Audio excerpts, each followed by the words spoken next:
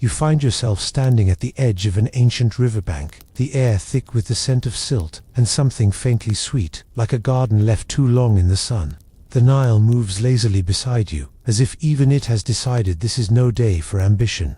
A thin breeze brushes past your ears, carrying the hum of insects and the distant splash of someone washing linen against the stone steps. Somewhere behind you, a donkey gives an unhurried bray, the sort of sound that suggests it's considering a nap. Before we begin, a soft and humble request.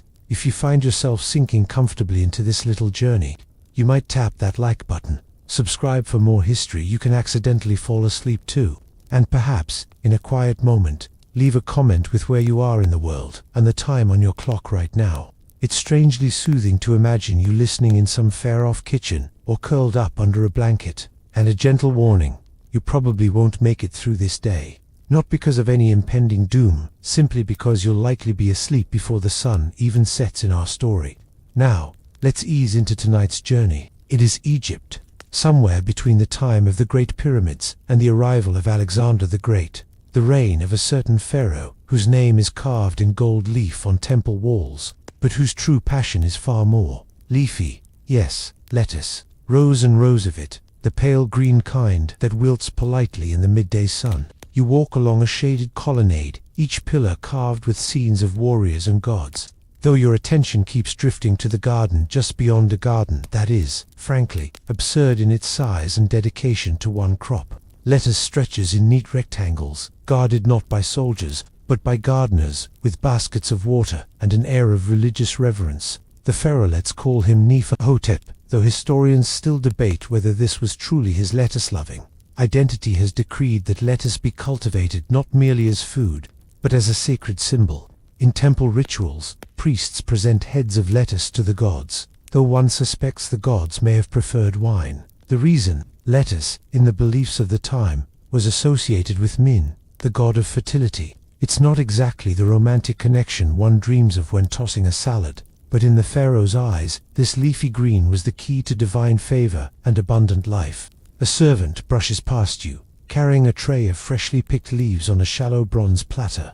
The smell is faintly grassy, mingled with the dusty tang of the hot afternoon. Somewhere nearby, a scribe is recording the day's harvest figures in a ledger, a little like a modern spreadsheet, except in this one, every entry ends with excellent yield. Historians still puzzle over whether Nefer-Hotep's devotion was purely symbolic, or if he truly enjoyed eating the stuff every day. One record suggests he preferred it served with a drizzle of date syrup, which sounds unusual but, surprisingly, works if you like your greens to taste like dessert. You step further into the garden, noticing the irrigation channels, tiny canals of Nile water trickling between the rows. The system is ingenious. Clay gates control the flow, opened and closed by gardeners whose workday seems to consist mainly of adjusting them with the gravity of high priests. A heron stalks in the shallows, unimpressed by human ingenuity. Overhead, palm fronds sway lazily, their shadows striping the garden paths like tiger markings. Somewhere in the distance, temple drums beat in a slow, steady rhythm, as if keeping time for the entire kingdom. The gardeners hum softly along, and so you walk, letting the warmth soak into your skin, the smell of earth and lettuce filling your lungs, and a quiet suspicion blooming in your mind.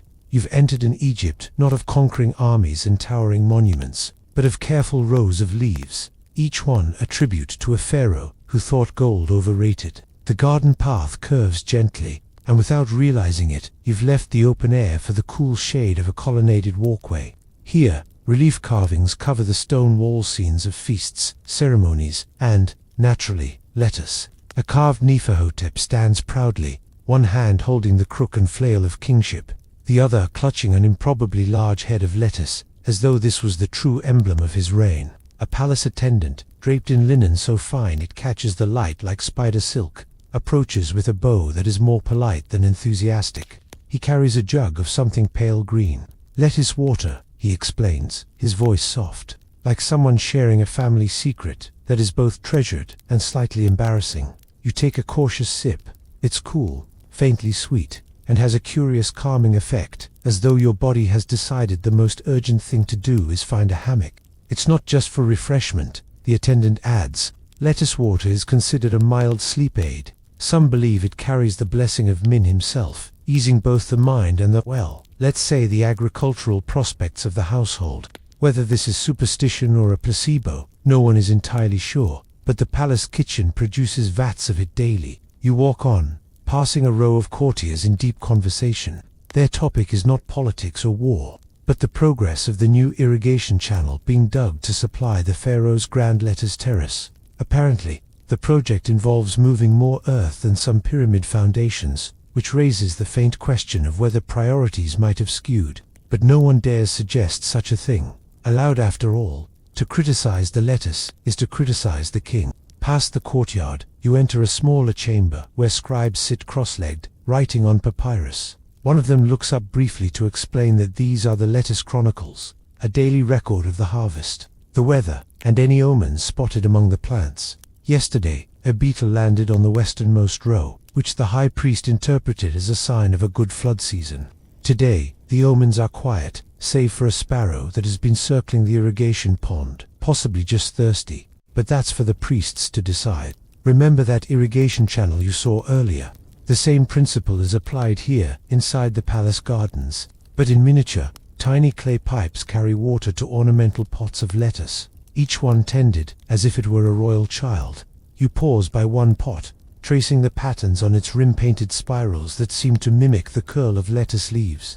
The plant inside is almost too perfect, its pale green edges unblemished. Historians still debate whether this level of care was entirely ceremonial, or if Neferhotep genuinely believed in lettuce as the foundation of state stability. Perhaps he simply found comfort in the orderly rows and predictable growth, a counterpoint to the unpredictable nature of politics and the Nile's flood cycle. As the afternoon heat deepens, the scent of crushed herbs and warm stone surrounds you. A cat, slim golden-eyed, slips between your legs, clearly on its way to some important feline appointment. In the corner, two musicians pluck gently at lyres, their tune slow enough that it feels like they might be improvising in half-speed. You find a bench beneath a painted ceiling, its surface decorated with blue lotuses and soft green leaves. The air here is cooler, touched by the faintest breeze. From somewhere beyond the wall comes the splash of water being poured, and the murmur of distant conversation. Your eyelids feel a little heavier now, perhaps from the lettuce water, perhaps from the pace of life in this palace. No one rushes, nothing urgent presses in. The only real demand is that the plants be watered before sunset, and in this place, that feels like the most important job in the world. The bench beneath you is cool and smooth, worn slightly concave from years of use. Across the courtyard, sunlight falls in slow, golden sheets, catching dust motes that drift lazily through the air. Somewhere above, the faint rustle of palm fronds sounds like a secret being whispered to no one in particular. You rise, because apparently, even in the land of eternal lettuce, palace life has a schedule. A young page barefoot, carrying a bundle of reeds, appears at your side and gestures for you to follow. His eyes keep darting toward the sky, as though checking the position of the sun. Or perhaps, just watching for birds with questionable bathroom manners. He leads you through a narrow passage, the walls painted with scenes of markets and riverboats. The detail is impressive. Tiny figures hauling baskets, a fishmonger holding up his catch, and in one panel, a suspiciously smug-looking goat. The air smells faintly of beeswax, and something herbal, perhaps dried mint, hung from the ceiling to deter insects. You emerge into what can only be described as the lettuce reception hall. It is vast, with pillars painted in alternating bands of green and gold, the floor laid in polished limestone that reflects light like water. In the center sits the pharaoh himself, not on a throne exactly, but on a sort of ceremonial garden bench, surrounded by potted plants. His robe is simple by royal standards, though the gold collar at his neck reminds you who he is. Neferhotep greets you with a nod that's both regal and faintly distracted. In one hand, he holds a lettuce leaf, not eating it, just holding it, as if it might whisper advice at any moment. The court around him is engaged in a sort of polite pageantry. Scribes present scrolls detailing the week's harvest. A gardener kneels to offer the first lettuce of the day, and somewhere off to the side, a singer softly recites poetry about dewdrops. The major fact here is that lettuce in ancient Egypt wasn't just a snack, it was a sacred plant linked to fertility, abundance, and the god Min. Cultivating it was seen as an act of devotion, which might explain why this pharaoh had elevated it to near divine status. An obscure tidbit drifts your way in the form of a courtier's hushed comment. Apparently, lettuce plants are rotated every 3 days to ensure the pharaoh only ever sees them at their perkiest. Plants that begin to wilt are whisked away to the temple kitchens, where they meet a quieter, salad-based fate. Historians still puzzle over whether Neferhotep's lettuce devotion was political theater, way to align himself with powerful temple traditions, simply the mark of a ruler with oddly specific tastes. After all, it's hard to imagine modern leaders holding cabinet meetings in a greenhouse. The audience is brief. The pharaoh's gaze drifts toward the windows, perhaps already planning his afternoon stroll through the gardens. You are dismissed with a wave of his lettuce-holding hand, and the page leads you onward. You pass through a smaller doorway into the centric air of the palace kitchen courtyard. Here, cooks in linen aprons tend to low clay ovens. Steam rises from pots of lentils and barley stew, and on one table, a row of lettuce heads sits like students, awaiting instruction. A young cook sprinkles each one with crushed coriander seeds and drizzles honey over the leaves, a flavor combination you didn't expect, but it smelled surprisingly pleasant. Somewhere above the chatter of the cooks, you hear the soft splash of a jug being emptied into a basin. The sound seems to echo the pace of the day here. Steady, unhurried, content to let each moment expand until it feels round and complete. You take a seat at a corner table, the wood warm under your hands, and watch as a servant shuffles past carrying an enormous tray. On it sits a single, enormous lettuce, head larger than any you've seen. This, you suspect, is bound for the pharaoh's own table. Later in the afternoon, you are guided outside again, this time toward the Nile's edge. The light has softened, turning the river to a ribbon of muted bronze. The air carries the mingled scents of water, damp earth, and the faint sweetness of flowering papyrus. Your guide, an elderly gardener with skin the color of river clay and hands permanently perfumed by soil, walks with a slow, deliberate step. He wears a wide-brimmed hat made of woven reeds, which shades his face so completely that his expression is little more than a suggestion. He tells you that these riverside plots are the pharaoh's personal reserve, planted with the most vigorous lettuce varieties. The plants here are irrigated not by simple clay channels, but by a shadoof systema, long wooden pole with a counterweight that dips a bucket into the Nile, then swings it over to pour water into the garden. It is hypnotic to watch, each motion unspooling like the rhythm of a pendulum. The major fact for this section emerges as he speaks. Lettuce cultivation in ancient Egypt wasn't merely agricultural, it was tied to lunar cycles. Planting and harvesting were timed to certain moon phases, believed to enhance the plant's vitality and its symbolic connection to fertility. The obscure tidbit he shares is more charming. Gardeners sometimes sang to the plants at night, low songs about river spirits and the wind. Whether the lettuce actually grew better for it, or whether it simply made the gardeners feel less alone in the moonlight, is uncertain. Historians still debate whether such rituals were purely symbolic, or if there was some agricultural benefit. Perhaps the night visits allowed gardeners to spot pests early, or to water when evaporation was lowest. As the gardener speaks, you notice a small boat drifting along the river's edge. On board, 2 young boys are fishing with lines made of twisted flax. One of them waves at you with a grin missing several teeth. A cormorant, perched on the boat's rim, ignores you entirely, too busy contemplating its own dinner. The gardener stops by a row of plants and gestures for you to feel the leaves. They are cool to the touch, almost silky. He plucks one and hands it to you, and without thinking, you taste it. It's fresher than anything you've eaten today. The flavor crisp but not aggressive, like a whisper compared to the sharpness of modern greens. From somewhere behind the tree line, you hear a faint thump-thump of drums, likely from the temple. The sound mixes with the slosh of water, the creak of wooden poles, and the occasional flap of heron wings. Your guide nods toward the river. This, he says in a voice softened by age, is why the pharaoh loves lettuce. It grows because the Nile gives it life. And the Nile, my friend, will not be hurried. The sun dips lower, the air cooling just enough to raise a light shiver on your arms. You find yourself reluctant to leave this place, but the gardener insists. There is, after all, an evening procession to attend, and it seems the pharaoh's lettuce will have a starring role. You follow the gardener along a winding path that leads away from the river and back toward the palace. The air grows warmer again as you step away from the water's edge, carrying with it the faint scent of baking bread from the kitchens. The sky is beginning to blush with the soft pink of late afternoon, and a small flock of ibis glides overhead, their long beaks catching the fading light. By the time you reach the palace gates, the courtyard has transformed into a stage of careful preparation. Servants sweep the limestone tiles, their brushes making a soft shishi that blends with the low hum of distant voices. A trio of priests stand in the center, draped in spotless white linen, holding what can only be described as the lettuce of the day. It is enormous, its leaves fanning out like the headdress of a minor god, and it sits in a shallow golden bowl, as though about to be crowned. The major fact comes in the form of a whispered explanation from a nearby scribe. The pharaoh holds an evening procession every third day in which the finest lettuce is carried through the palace and presented at the temple of Min. The offering is both a blessing and a public reminder of the pharaoh's devotion to the gods. The obscure tidbit is less solemn. Apparently, the priests have an unspoken competition to see whose lettuce is chosen for the honor.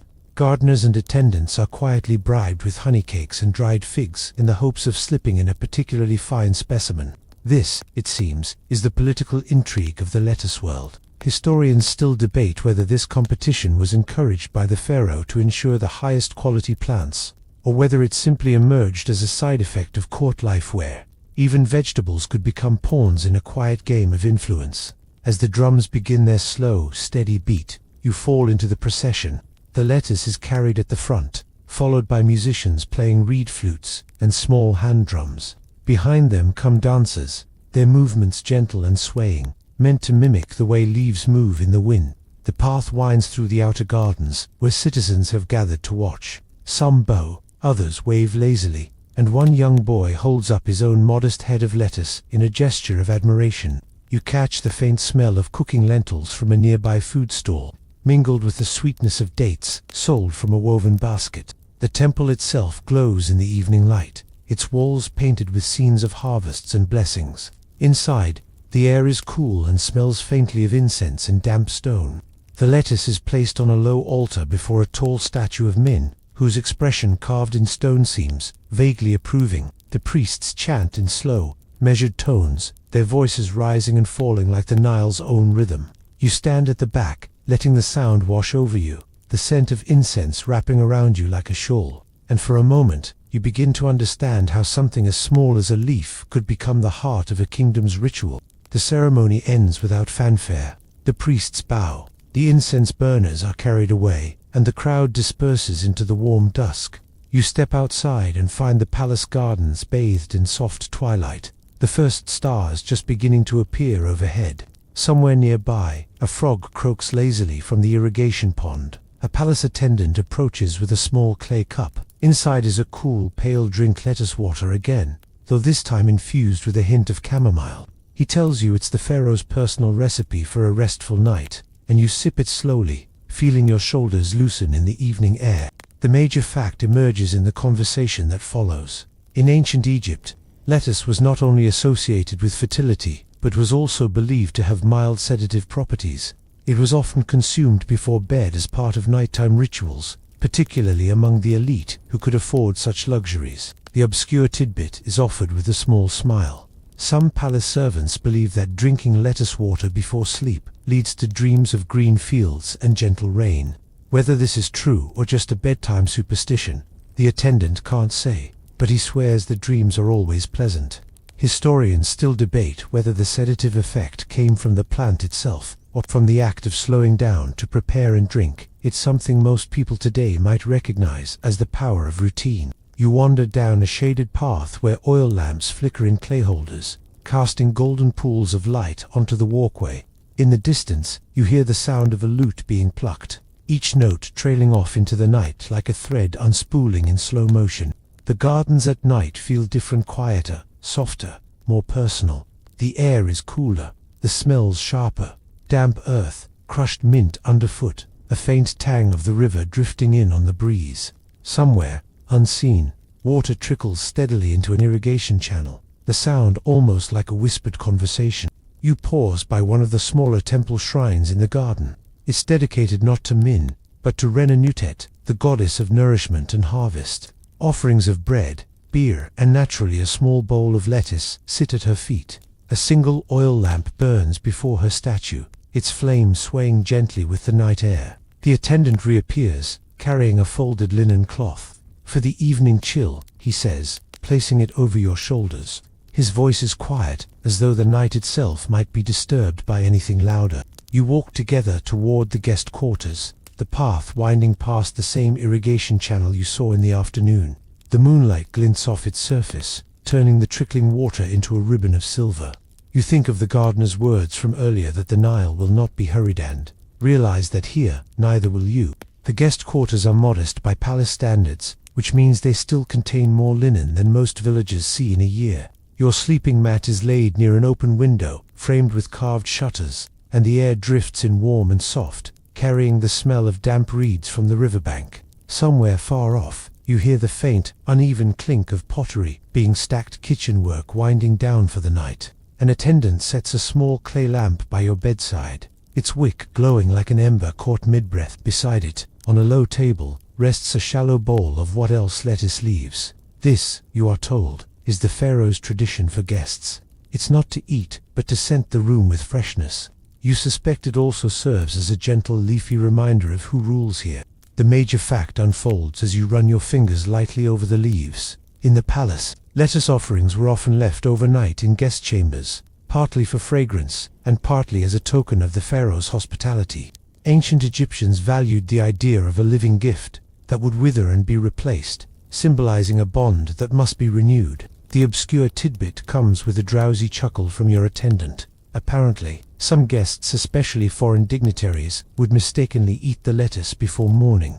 This was considered a minor breach of etiquette, but one that palace scribes found endlessly funny and often recorded in their private notes. Historians still debate whether this practice of placing lettuce in sleeping quarters originated with the Pharaoh's court or was borrowed from rural traditions, where farmers sometimes kept freshly cut greens indoors to deter certain insects. You lie back, the linen sheets cool against your skin. The night is alive in its own quiet way. The chirp of unseen crickets, the occasional ripple of wind through palm fronds, the rhythmic splash of a water carrier emptying his bucket into a cistern.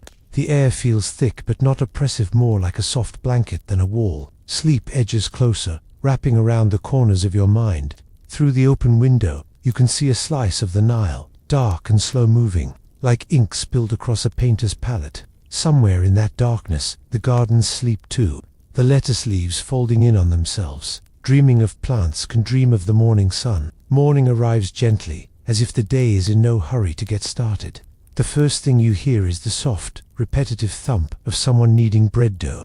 The second is the low, resonant cooing of doves roosting in the rafters. Your attendant appears at the doorway carrying a wooden tray, a small loaf of warm barley bread, a dish of honey, and because you should have expected it by now, a cup of lettuce water, this time chilled with a piece of river ice preserved in clay jars. The drink is refreshing, with a faint sweetness that makes you think less of salads and more of meadow air. The major fact arrives in the attendant's casual explanation. Ice was a rare luxury in Egypt, stored in specially built pits insulated with straw and packed with snow brought down from the mountains during the coldest months. Only the elite, or those in the Pharaoh's favor, could enjoy it. The obscure tidbit is even more unexpected. Lettuce water mixed with ice was sometimes used, not just as a drink but as a cooling facial rinse for courtiers during particularly hot afternoons. A fashionably dewy complexion, it seems, has always been in style. Historians still debate whether these cooling drinks were considered purely practical, or whether they held a symbolic link to renewal and preservation. Much like the lettuce itself, after breakfast, you step outside into the palace courtyard, where the sunlight is still gentle, casting long shadows from the columns. Gardeners are already at work, moving along the rows with quiet precision. You notice that each gardener carries a small carved amulet around their neck, a lettuce leaf made of green faience. The sight makes you smile. Here, devotion has its own uniform. Your guide from yesterday waves you over and leads you to a shaded veranda where scribes are gathered, bent over rolls of papyrus. One of them looks up and offers to read you the lettuce almanac for the week, a document that records not only planting and harvest dates, but also moon phases, weather conditions, and omens spotted among the gardens. Today's entry notes that a hoopoe bird landed in the western lettuce bed at dawn, which the priest interpreters have deemed a sign of favorable trade winds. Exactly how a bird's landing predicts trade conditions is left unexplained, but no one here seems to question it. Beyond the veranda, the Nile glimmers in the early sun, slow and certain. You remember the gardener's words about its unhurried nature, and it strikes you that the entire palace operates on the same principle. Things here happen in their own time, neither rushed nor delayed like the patient growth of lettuce. Leaves in the morning light. By mid-morning, the palace has slipped into its peculiar rhythm, a pace so steady it could be mistaken for stillness. You follow your guide toward the outer gardens, where the sunlight begins to feel more direct, heating the limestone paths beneath your sandals. A faint scent of wet clay rises from the irrigation channels, still cool from the night's water. Today, the gardeners are experimenting with a new technique.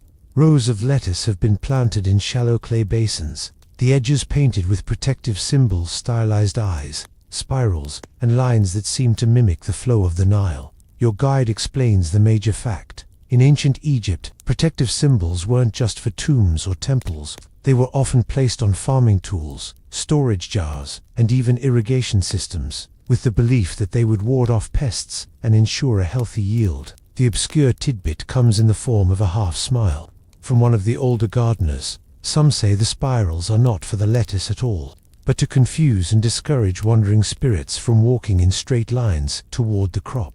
Whether this is sincere belief or an inside joke passed down through generations, you cannot tell. Historians still debate whether such markings were truly believed to possess magical properties or if they functioned more like a farmer's trademark, a way of signaling ownership and care.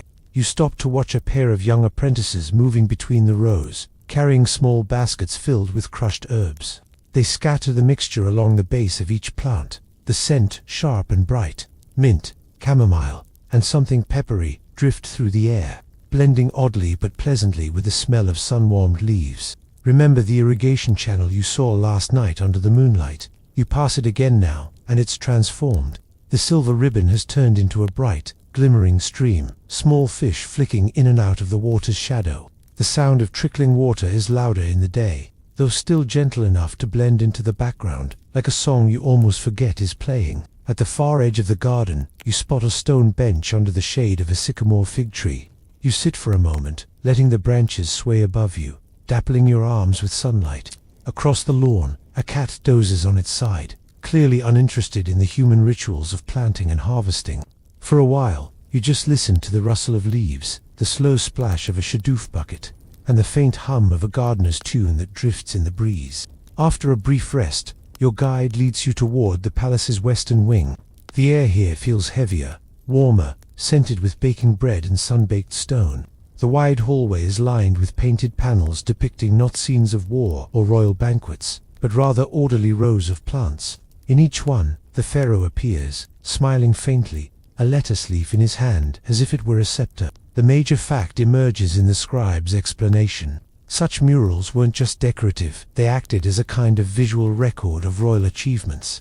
A pharaoh's dedication to a particular crop could be immortalized in stone, ensuring future generations would remember his contributions to the kingdom's prosperity. The obscure tidbit is delivered with a small laugh. In some lesser-known inscriptions, pharaohs are depicted offering lettuce to visiting dignitaries. While likely ceremonial, some believe it was also a subtle boast, essentially saying, "Look at the lushness of my gardens, and imagine how well I can govern." Historians still debate whether these scenes were accurate depictions or idealized propaganda. After all, it's unlikely every diplomatic meeting began with an armful of leafy greens. You pass through an archway into a long, shaded gallery that overlooks the Nile. A soft breeze flows through, carrying with it the scent of mud and water lilies. Below, fishermen work the shallows, their reflections broken by the ripples. One calls out to another, laughing about something you can't quite hear. Along the gallery's edge, several stone stools are arranged for visitors to sit and watch the river. You take a seat, feeling the cool stone beneath you. The world here seems to slow even more, if that's possible. The current drifts lazily downstream, carrying stray petals and the occasional feather. Your guide points to a cluster of reed boats drifting toward the shore. They are piled high with vegetables, onions, beans, and yes, more lettuce bound for the palace kitchens. It strikes you that the pharaoh's leafy devotion is not just for ritual, but also for daily life. This is food that will be eaten tonight, in the quiet courtyards where servants and scribes take their evening meals. The scene feels so ordinary, so unhurried, that you almost forget this is a royal court. Here, power isn't measured by armies marching, but by the steady rhythm of planting, harvesting, and sharing what the Nile gives. The gallery's breeze makes it tempting to linger, but your guide has other plans. You are led down a narrow side corridor, its walls covered in faint traces of old paint, once bright scenes of harvests and festivals, now faded to gentle pastels. The air smells faintly of linen that has been stored too long, tinged with the chalky scent of limestone. You emerge into a chamber that feels almost secret. It is smaller than the public halls, dimly lit, and filled with low tables cluttered with jars, bowls, and carved wooden spoons. A pair of women sit cross-legged on mats, their hands busy mixing herbs into large clay pots. The major fact reveals itself quickly. This is the palace's garden apothecary, a space where lettuce seeds are stored, sorted, and prepared for both planting and medicinal use. In ancient Egypt, lettuce seeds were sometimes pressed for oil, believed to have soothing properties for the skin. The obscure tidbit arrives when one of the women leans toward you and whispers, "Some say lettuce seeds can help calm an angry stomach, or an angry husband." She hides her smile behind her hand, clearly aware she's treading into court gossip territory. Historians still debate whether the medicinal claims were based on actual observation, or if lettuce simply became a catch-all cure because of its sacred associations. On one low table lies an open basket of seeds, each the size of a pinhead.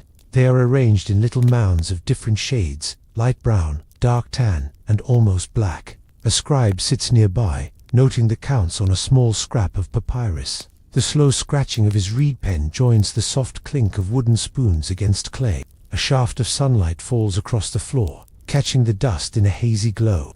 You notice how the women work without any visible rush. Each seed is handled with the same patience as a sculptor shaping marble, even though there are thousands to sort. As you leave the room, the faint smell of the crushed herbs clings to you, mint, fennel, and something warm and resinous. The scent feels like it belongs to the palace itself, woven into its walls. Stepping back into the brighter courtyard, you notice the angle of the sun has shifted. It's late afternoon now, and the golden light lies thick across the garden paths. The air is warmer, but not uncomfortably so, and somewhere nearby, the rhythmic tapping of a loom drifts from the weaving rooms. Your guide takes you toward the eastern gardens, a part of the palace you have not yet seen. Here, the lettuce beds are smaller but more elaborate. Each row is separated by low borders of flowering herbs, lavender, marjoram, and blue lotus. The major fact here is that companion planting was occasionally practiced in ancient Egypt, with fragrant herbs used to deter pests and mask the smell of vulnerable crops. The obscure tidbit is shared by a young gardener leaning on his hoe. Apparently, these border plants are also chosen for their appearance during festivals. When the Pharaoh walks through the gardens in early spring, the herbs are in full bloom, creating what the court poet once called a carpet fit for a god's bare feet. Historians still debate whether this floral arrangement was a regular practice or a rare indulgence for special occasions, as not all palace gardens show evidence of such ornamentation. You pass by a rectangular pond at the center of the eastern garden. Water lilies float on its surface, their petals folding in the lowering light. The pond is edged with stone, carved into patterns of reeds and waves.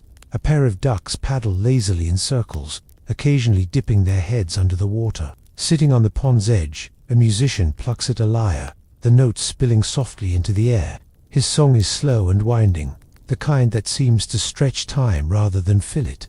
A child sits nearby, carving something into a scrap of wood, a little figure holding a leaf that could only be lettuce. Remember the hoopoe bird the scribes mentioned this morning? One flutters down now, perching on the low wall beside the pond. It tilts its head as if inspecting you, then hops twice and flies off toward the river. Perhaps the omen was right after all. The day has felt touched by a kind of quiet luck. The smell of baking drifts faintly over the garden walls, hinting that the evening meal is being prepared. The light has taken on a bronze tint, and the shadows stretch longer with each passing moment. Even the ducks seem slower, as if they too are preparing for the hush of night. The evening meal is held in a shaded courtyard lit by oil lamps, their flames swaying gently in the breeze. Long, low tables are set with woven mats, and the air smells faintly of coriander, honey, and freshly baked bread. Servants move quietly among the guests, carrying trays of dates, figs, and predictably bowls of crisp lettuce dressed with a drizzle of date syrup. The major fact reveals itself as you listen to a nearby conversation. In palace banquets, lettuce was often served at the start of the meal rather than at the end. Ancient Egyptians believed it prepared the stomach for richer foods to follow, a practice noted in several surviving banquet lists from temple archives. The obscure tidbit is murmured by a kitchen steward passing behind you. The pharaoh himself prefers to eat his lettuce without dressing, claiming it tastes truer to the Nile that way. This opinion, the steward says with a barely perceptible smirk, has become something of a polite requirement among the higher-ranking courtiers. No one wishes to be caught adding too much syrup in view of the king. Historians still debate whether this preference for plain lettuce was a personal quirk of a few rulers or a widespread courtly custom. The atmosphere is warm and calm, the conversations low and unhurried. The clink of ceramic cups mixes with the muted plucking of a harp from a corner of the courtyard. Somewhere beyond the palace walls, the faint sound of waves against the riverbank marks time in its own unbothered way. You notice that even during a royal meal, there is no rushing. Dishes arrive slowly, like chapters in a story. Stew of lentils with cumin, fresh flatbread, still warm from the oven, steamed fish from the Nile wrapped in leaves. Each is served with a kind of deliberate grace, as if the pace of the meal were just as important as the food itself. As you lean back against the cool wall, the soft murmur of voices begins to blur into a pleasant hum. You could almost drift off right here, lulled by the smell of herbs and the flicker of lamplight. After the meal, the evening drifts into what the courtiers call the hour of cool air. Guests wander the outer gardens, where the heat of the day has given way to a gentle breeze. The moon hangs low, casting silver ripples across the surface of the irrigation ponds. The major fact comes from your guide's soft commentary. The palace gardens were often used at night for informal gatherings and quiet walks, as the cooler temperatures made them more comfortable. Moonlight strolls were considered both a pleasure and, in certain contexts, a sign of refined taste. The obscure tidbit comes from an elderly court musician who shuffles alongside you, carrying a small drum. He says that sometimes the pharaoh walks here alone, speaking softly to the plants, not to the gods through the plants, but to the plants themselves, as if confiding secrets to an old friend. Whether this is truly royal behavior or just an embellished story, no one knows for certain. Historians still debate whether such night walks had ceremonial meaning or were simply moments of personal retreat for rulers. Burdened with the endless petitions of the day, the path takes you past a cluster of date palms, their fronds shifting in the breeze. Beyond them, the lettuce beds glow faintly in the moonlight, their pale leaves catching the silver light like little mirrors. You notice how the garden feels more alive at night, the soft rustle of reeds, the distant splash of a fish, the low calls of night birds. Remember the pond with the ducks and water lilies. You pass it again now, the lilies closed tightly for the night. The ducks are still awake, gliding slowly across the water as if they too are enjoying the cooler air. The musician stops here and begins to tap his drum in a slow, steady beat, less a performance than a rhythm to walk by. You pause on a small stone bridge over the irrigation channel, watching the water slide beneath your feet. The current is barely visible, just enough to keep the surface shifting in tiny ripples. You lean on the railing, breathing in the scent of damp earth and night-blooming flowers. Somewhere in the dark, a faint laugh drifts across the garden, followed by the soft scrape of sandals on stone. The palace is settling into its final rhythm of the day, and you feel yourself moving in time with it, unhurried, deliberate, entirely content. The night deepens, and the oil lamps along the garden paths burn lower, their light softening to a honeyed glow. You find yourself on a quiet terrace overlooking the Nile. The water so still it reflects the moon as if it was set there by careful hands. A breeze moves in from the river, carrying the faint scent of wet reeds and the cool promise of dawn that is still many hours away. The major fact emerges in your guide's final reflection of the night. For ancient Egyptian rulers, gardens were more than decoration. They were living symbols of control over nature. The Nile could be unpredictable, but here, inside the palace walls, water flowed exactly where the pharaoh willed it, coaxing life from the soil in neat, obedient rows. The obscure tidbit arrives like a secret shared between friends. Once a year, at the height of the flood season, the pharaoh would allow the palace gardeners to choose a single lettuce plant to take home. gesture said to bring prosperity to their families. Whether this custom was official or simply a rumor passed among the gardeners, no one is entirely sure, but it is remembered with quiet fondness. Historians still debate whether this gift was symbolic generosity or a small act meant to reinforce loyalty among those who tended the pharaoh's living treasures. You sit on a low stone bench, feeling the night settle around you like a blanket. The soft lap of water against the riverbank marks each passing moment, while somewhere far off, a night heron calls, a sound that carries across the water like a question left unanswered. The gardens behind you are still. The lettuce leaves you saw glowing pale under the moonlight earlier now seem to have folded themselves inwards, as if resting. The air is warm enough to be comforting, cool enough to invite stillness. And here, at the end of the day, you realize the pharaoh's devotion makes a certain kind of sense. Gold catches the eye, but it cannot feed you. Lettuce, however, grows quietly, nourishes gently, and offers itself again and again if you care for it well. You stand on the edge of a wind-battered coastline, the kind where the air feels like it's been marinated in salt for centuries. The horizon is a strip of grey-blue, barely distinguishable from the sea. Gulls wheel overhead, making that oddly nasal sound that manages to be both mournful and slightly judgmental. Somewhere behind you, the turf-roofed outline of a small Icelandic farmstead hunches against the wind like a sheep that's had enough of being rained on. Before we get lost in the Moscow details, a gentle invitation: if you find yourself relaxing into this journey, you might quietly tap the like button, subscribe for more history you can drift off to, and leave a comment telling me where in the world you're listening from and the exact time on your clock right now. I like imagining these words traveling from one quiet corner of the world to another. And a small warning: you probably won't make it through this day. Not because of any Viking raids or volcanic eruptions though. Both are entirely possible here, but because he'll likely be asleep before the last sheep has even been counted. Now let's ease into tonight's journey. It is somewhere in the late Middle Ages, and you are making your way toward the small farmstead.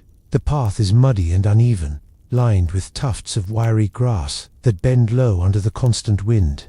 Your boots are damp, your cheeks cold, and the smell of peat smoke drifts toward you from the low, squat buildings ahead. The house, like most here, is built into the earth itself, its thick turf walls blending so seamlessly into the hillside that you might miss it entirely if you weren't looking for the faint glow of light from its small windows. Not glass windows. Mind you, that's a luxury Iceland doesn't see much of in this century. Here, light seeps through something far humbler: stretched sheets of sheep fat, thin and translucent, fixed into wooden frames. The major fact here is simple enough. Medieval Icelanders often used sheep fat as a window covering.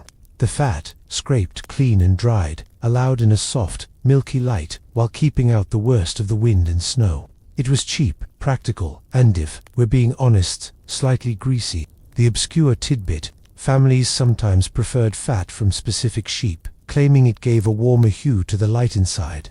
Whether this was genuine preference or just a sign of how much people here liked to have an opinion about sheep is hard to say.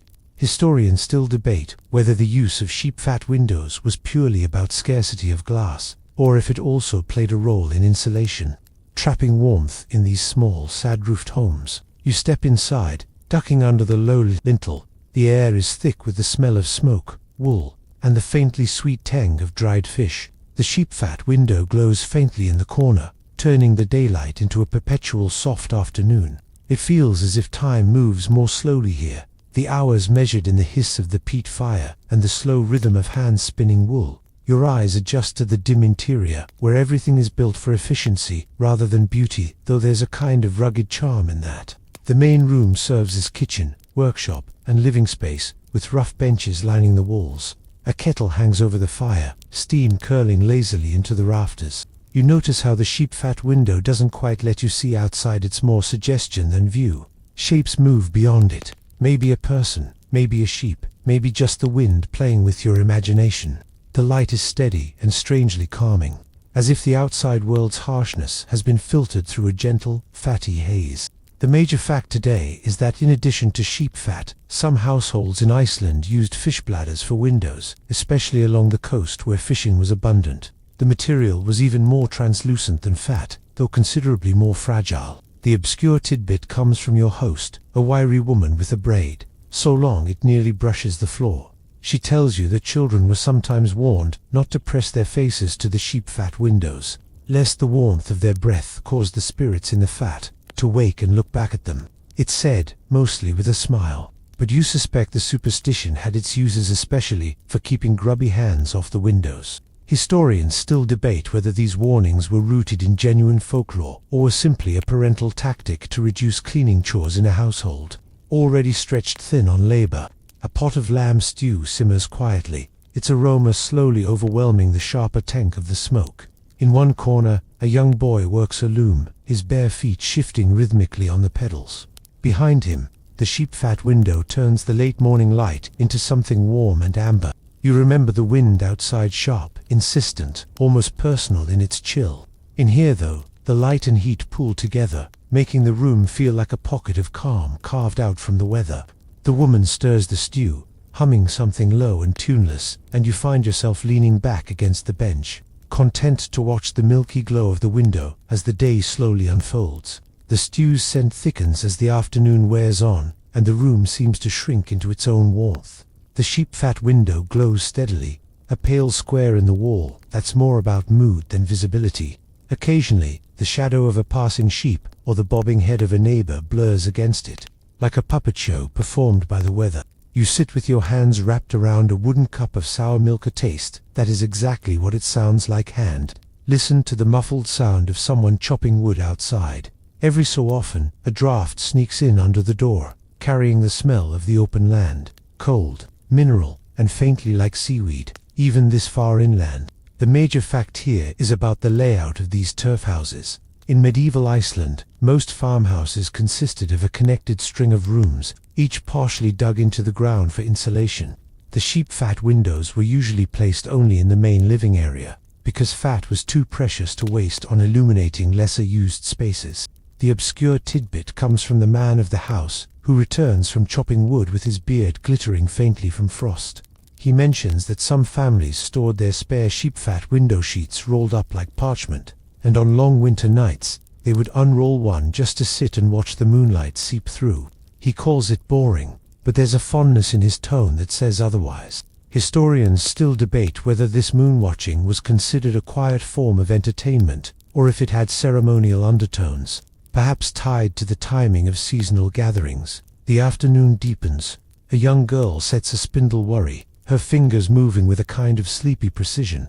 The fat window catches the last of the day's sun, the light thickening to the color of straw. You realize that in a place like this, daylight is not something taken for granted. It's portioned out, treasured, and made to last as long as possible. By the time the stew is ladled into bowls, the outside light has begun to fade. You can no longer make out shapes through the window, only a diffuse glow that tells you the world is still out there, just beyond the reach of this warm, smoky room. Night comes early in this latitude, especially in winter, and when it arrives, it does so with the decisiveness of a closed door. The sheep fat window no longer glows. Instead, it sits in the wall as a pale, opaque square, a reminder of the daylight that was inside. The only light comes from the hearth and a few oil lamps, their flames flickering in the drafts that wander in from somewhere unseen. The major fact here is that in the absence of candles for every household since beeswax was scarce, and expensive oil lamps, fueled by animal fat, were the main source of light after dark. These lamps burned low and steady, and the same sheep that gave their fat for windows might also give it for the fire that lit the room. The obscure tidbit comes as the family settles for the evening. The woman of the house explains, almost apologetically, that some nights they'd hang a thin strip of dried fish skin in front of the sheep fat window. The skin, when backlit by moonlight, gave off a shimmering effect that children liked to call the dancing ice. Whether it was purely to amuse them or to keep them from fearing the dark is left unclear. Historians still debate whether such fishskin coverings were common practice or a quirk of certain coastal households that later drifted inland. The family's voices lower with the night. A boy mends a fishing net in the corner, his fingers quick despite the dim light. The loom stands silent now, its threads slack and waiting for the morning. The smell of peat smoke thickens, settling into your hair and clothes like a permanent souvenir. You lean back against the turf wall. It's cool and firm, a reminder that beneath all this warmth, you are still in a house built into the earth. Outside, The wind presses at the walls with a steady insistence, as if checking to see if anyone's foolish enough to come out.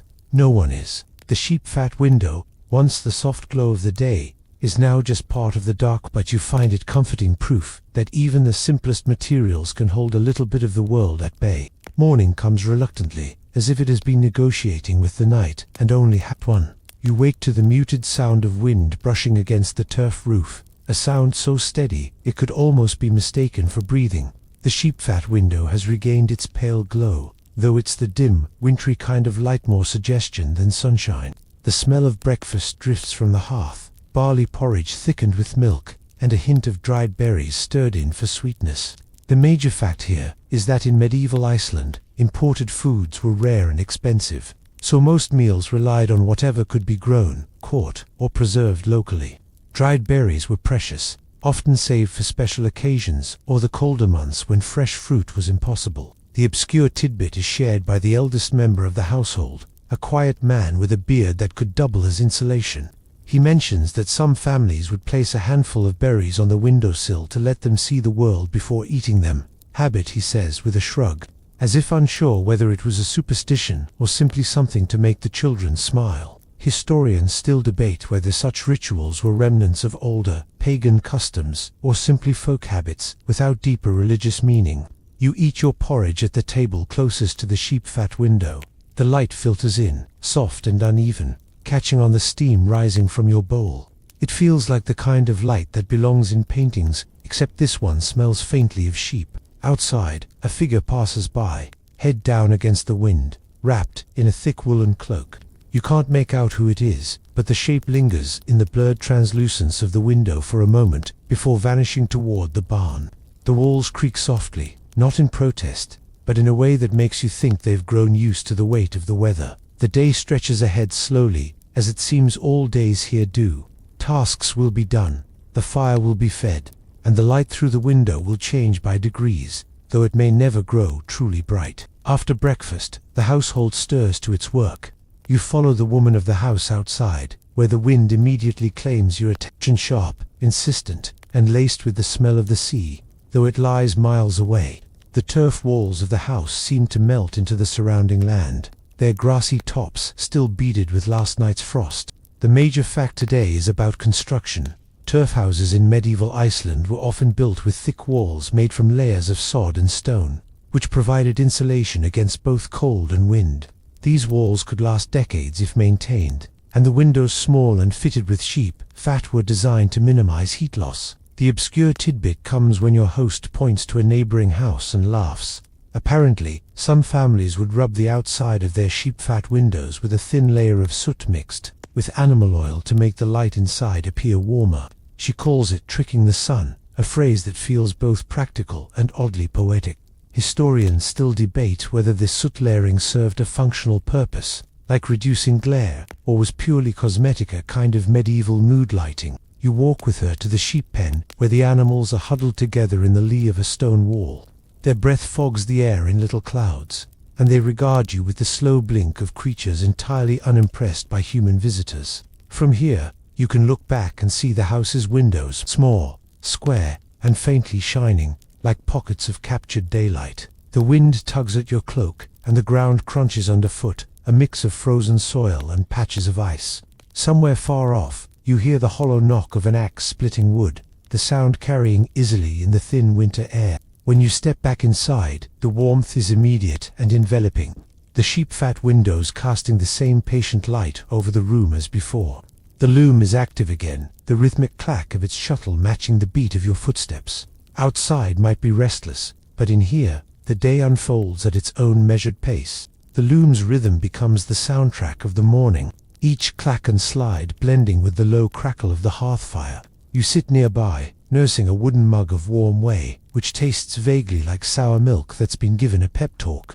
The sheep-fat window glows faintly, the light behind it shifting only slightly as clouds move across the sky. The major fact here is that in medieval Iceland, natural daylight was rationed as carefully as food in winter.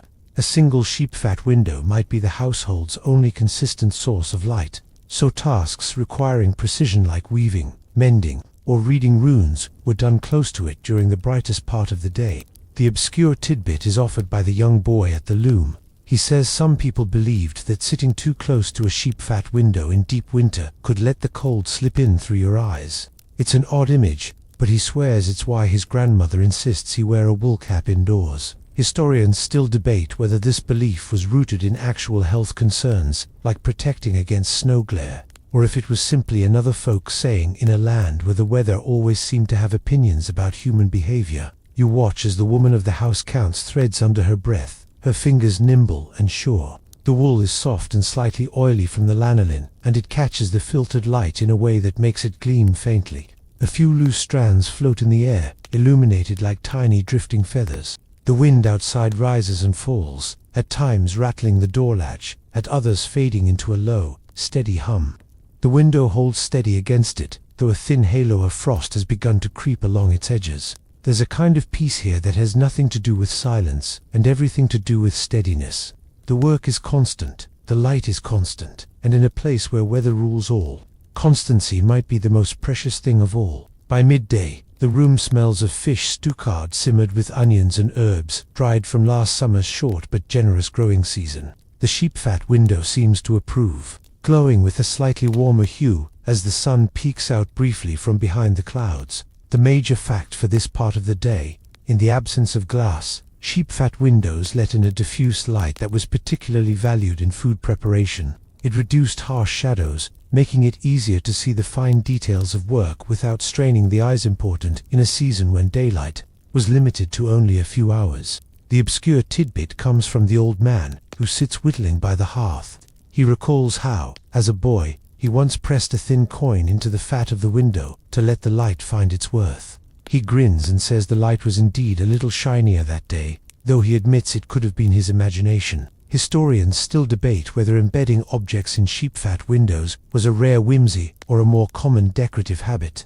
possibly meant to catch and refract light in small, pleasing ways. As the stew cooks, a neighbor arrives, shaking snow from her boots. She brings a small bundle wrapped in cloth-dried herbs in exchange for a skein of freshly spun wool. Barter is the heartbeat of life here, each trade carrying the weight of mutual survival. The herbs smell sharp and bright, a sudden reminder of the brief summer months that seem impossible on a day like this. The two women talk quietly as they work, their voices soft and even. You glance toward the window again, noticing how the light through it has flattened back to its pale winter shade. Still, it holds the room in its slow, unwavering embrace, making even the smallest tasks tying a knot. Stirring a pot feel deliberate and unhurried. When the stew is finally ladled into bowls, you eat with the others, the warmth of the food spreading from your fingertips to your toes. Outside, the wind presses on, but in here, the light from the sheep-fat window feels like a small, stubborn victory against the cold. After the midday meal, the house settles into a quieter rhythm. The loom is silent, the spindle rests on its side, and even the wind outside seems to have tired itself out for the moment. You sit near the sheep-fat window, feeling the faint warmth of the sun behind it, though it's more suggestion than reality. The square of light on the wall is the closest thing to a clock here, inching its way down as the day slides toward evening. The major fact for this part of the story: medieval Icelanders often positioned their single window to face south, maximizing the little daylight they received in winter. Even the angle of the roof might be adjusted to help funnel light into the main living space. The obscure tidbit comes from the young girl, who sits cross-legged beside you, braiding a length of wool. She explains that her grandmother used to swear the window worked better, made stronger light. As she puts it, if you polished it with a cloth dipped in warm milk. Whether this was actual cleaning or simply an excuse to give the fat a softer sheen is anyone's guess. Historians still debate whether these south-facing windows were always intentional or simply the result of building houses to shelter from the prevailing wind. With sunlight as a fortunate side effect, the room is still, save for the faint hiss of the peat fire. The light through the window has taken on a golden tone, brief and precious, like the last drop of honey in a jar. The girl finishes her braid, ties it neatly, and hangs it from a peg on the wall. You wonder how many such pegs hold the work of countless winter afternoons. Outside, a crow lands on the roof, its claws tapping faintly against the turf. You can't see it, but its shadow moves across the milky square of the window, a dark shape passing in slow, deliberate steps. Then it's gone, and the glow remains, steady as ever. By late afternoon, the gold has drained from the window's light, replaced by a muted silver that hints at the coming dusk. The family begins their evening chores, each movement as practiced as breathing. The old man trims the lamp wick, the boy stacks peat bricks by the hearth, and the woman checks the stew pot for tomorrow, adding a handful of barley without measuring. The major fact here, in winter, these small windows often dictated the pace of the day. Work requiring daylight stopped when the light faded, and tasks suited to lamplight like knitting, whittling, or storytelling took over. This rhythm was less about personal choice and more about the practical limitations of living in a place where night could last 18 hours. The obscure tidbit is shared by the neighbor, still visiting. She says that in her own home, they sometimes chased the light by moving their stools around the room as the sun shifted behind the sheep-fat window.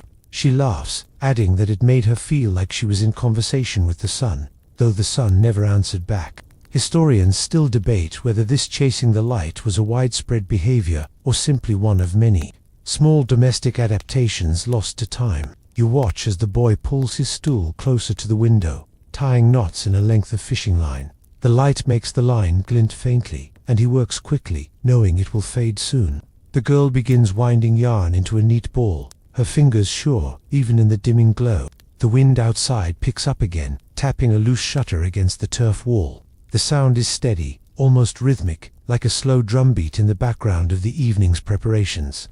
The sheep-fat window grows dimmer still, until the shapes beyond it blur into nothing, and all that's left is the quiet reflection of the hearth flame shimmering faintly in its surface. The day is ending, and the window has done its work. Now it rests, just another piece of the house, waiting for the next slow return of the light. Night presses close against the turf walls, as if it's leaning in to listen. The sheep-fat window has gone pale again, not from daylight this time, but from the moon outside. The milky surface glows faintly in the corner of the room, giving the impression that the moon itself has been politely filtered before being allowed indoors. The major fact here, even at night, sheep-fat windows offered a measure of illumination when the moon was bright or when snow reflected starlight. In places without street lamps or streets, in the modern sense this was sometimes the only external light a household would see until dawn. The obscure tidbit comes from the old man, who gestures toward the glowing square and tells you that on certain nights they believe the moonlight through sheep-fat makes truer dreams. He says it like a fact, but then shrugs, as if he's not sure whether it's the moon, the fat, or just the long winter nights that bring them. Historians still debate whether this belief in truer dreams has any link to older Norse or Celtic traditions of moonlight as a guide or omen, or if it's simply the kind of saying that sticks around because it sounds comforting in the dark. The room has shifted into its nighttime routine. The lamp burns low, its flame barely moving. Shadows gather in the corners, and the warm smell of peat smoke thickens in the air. The girl curls up under a wool blanket, her face turned toward the faint glow of the window, as if the soft light could stand guard over her sleep. You catch yourself doing the same, watching the pale square instead of the fire. It's steady, calm, and without expectation, a piece of the outside world made gentle enough to keep close. By the time the household stirs in the early morning, the glow in the window has faded back into a dull, cloudy square. The light outside is the hesitant kind, unsure whether it wants to commit to being day. You can hear the wind moving over the roof like a low conversation, occasionally punctuated by the scrape of ice sliding down the turf. The major fact for this section, sheep-fat windows needed regular maintenance in winter. Cold weather could make the fat brittle, and households often warmed them gently with a cloth, or even a flat stone heated by the fire, to keep them pliable. This helped prevent cracks that would let in drafts. The obscure tidbit comes when the woman of the house presses her palm against the window and laughs. She says some children believed you could wake the sun by greeting it through the fat with your hand. It's not hard to imagine on dark winter mornings. Any small ritual that might coax the day forward feels worth trying. Historians still debate whether warming the windows in this way had any ceremonial origin, perhaps as a nod to the sun's importance, or whether it was purely a practical adaptation to the climate. The light through the window strengthens slightly as the fire is stoked and the morning chores begin. Steam curls upward from a pot of fish broth, catching in the pale beam and making it look almost golden. The boy moves his stool close to the window to check the net he's been repairing, holding it up to the light so he can see each knot clearly. Outside, the shapes of sheep drift past again, blurred by the translucent fat into ghostly figures. One pauses long enough to be nothing but an unmoving shadow in the glow, before it turns and disappears. Inside, the day begins its slow and familiar unfolding. The window watches it all, just as it has for years, softening the world outside, and in doing so, making the world inside feel whole. The day settles into its late morning rhythm, the kind where you can feel time moving, but have no desire to check exactly how.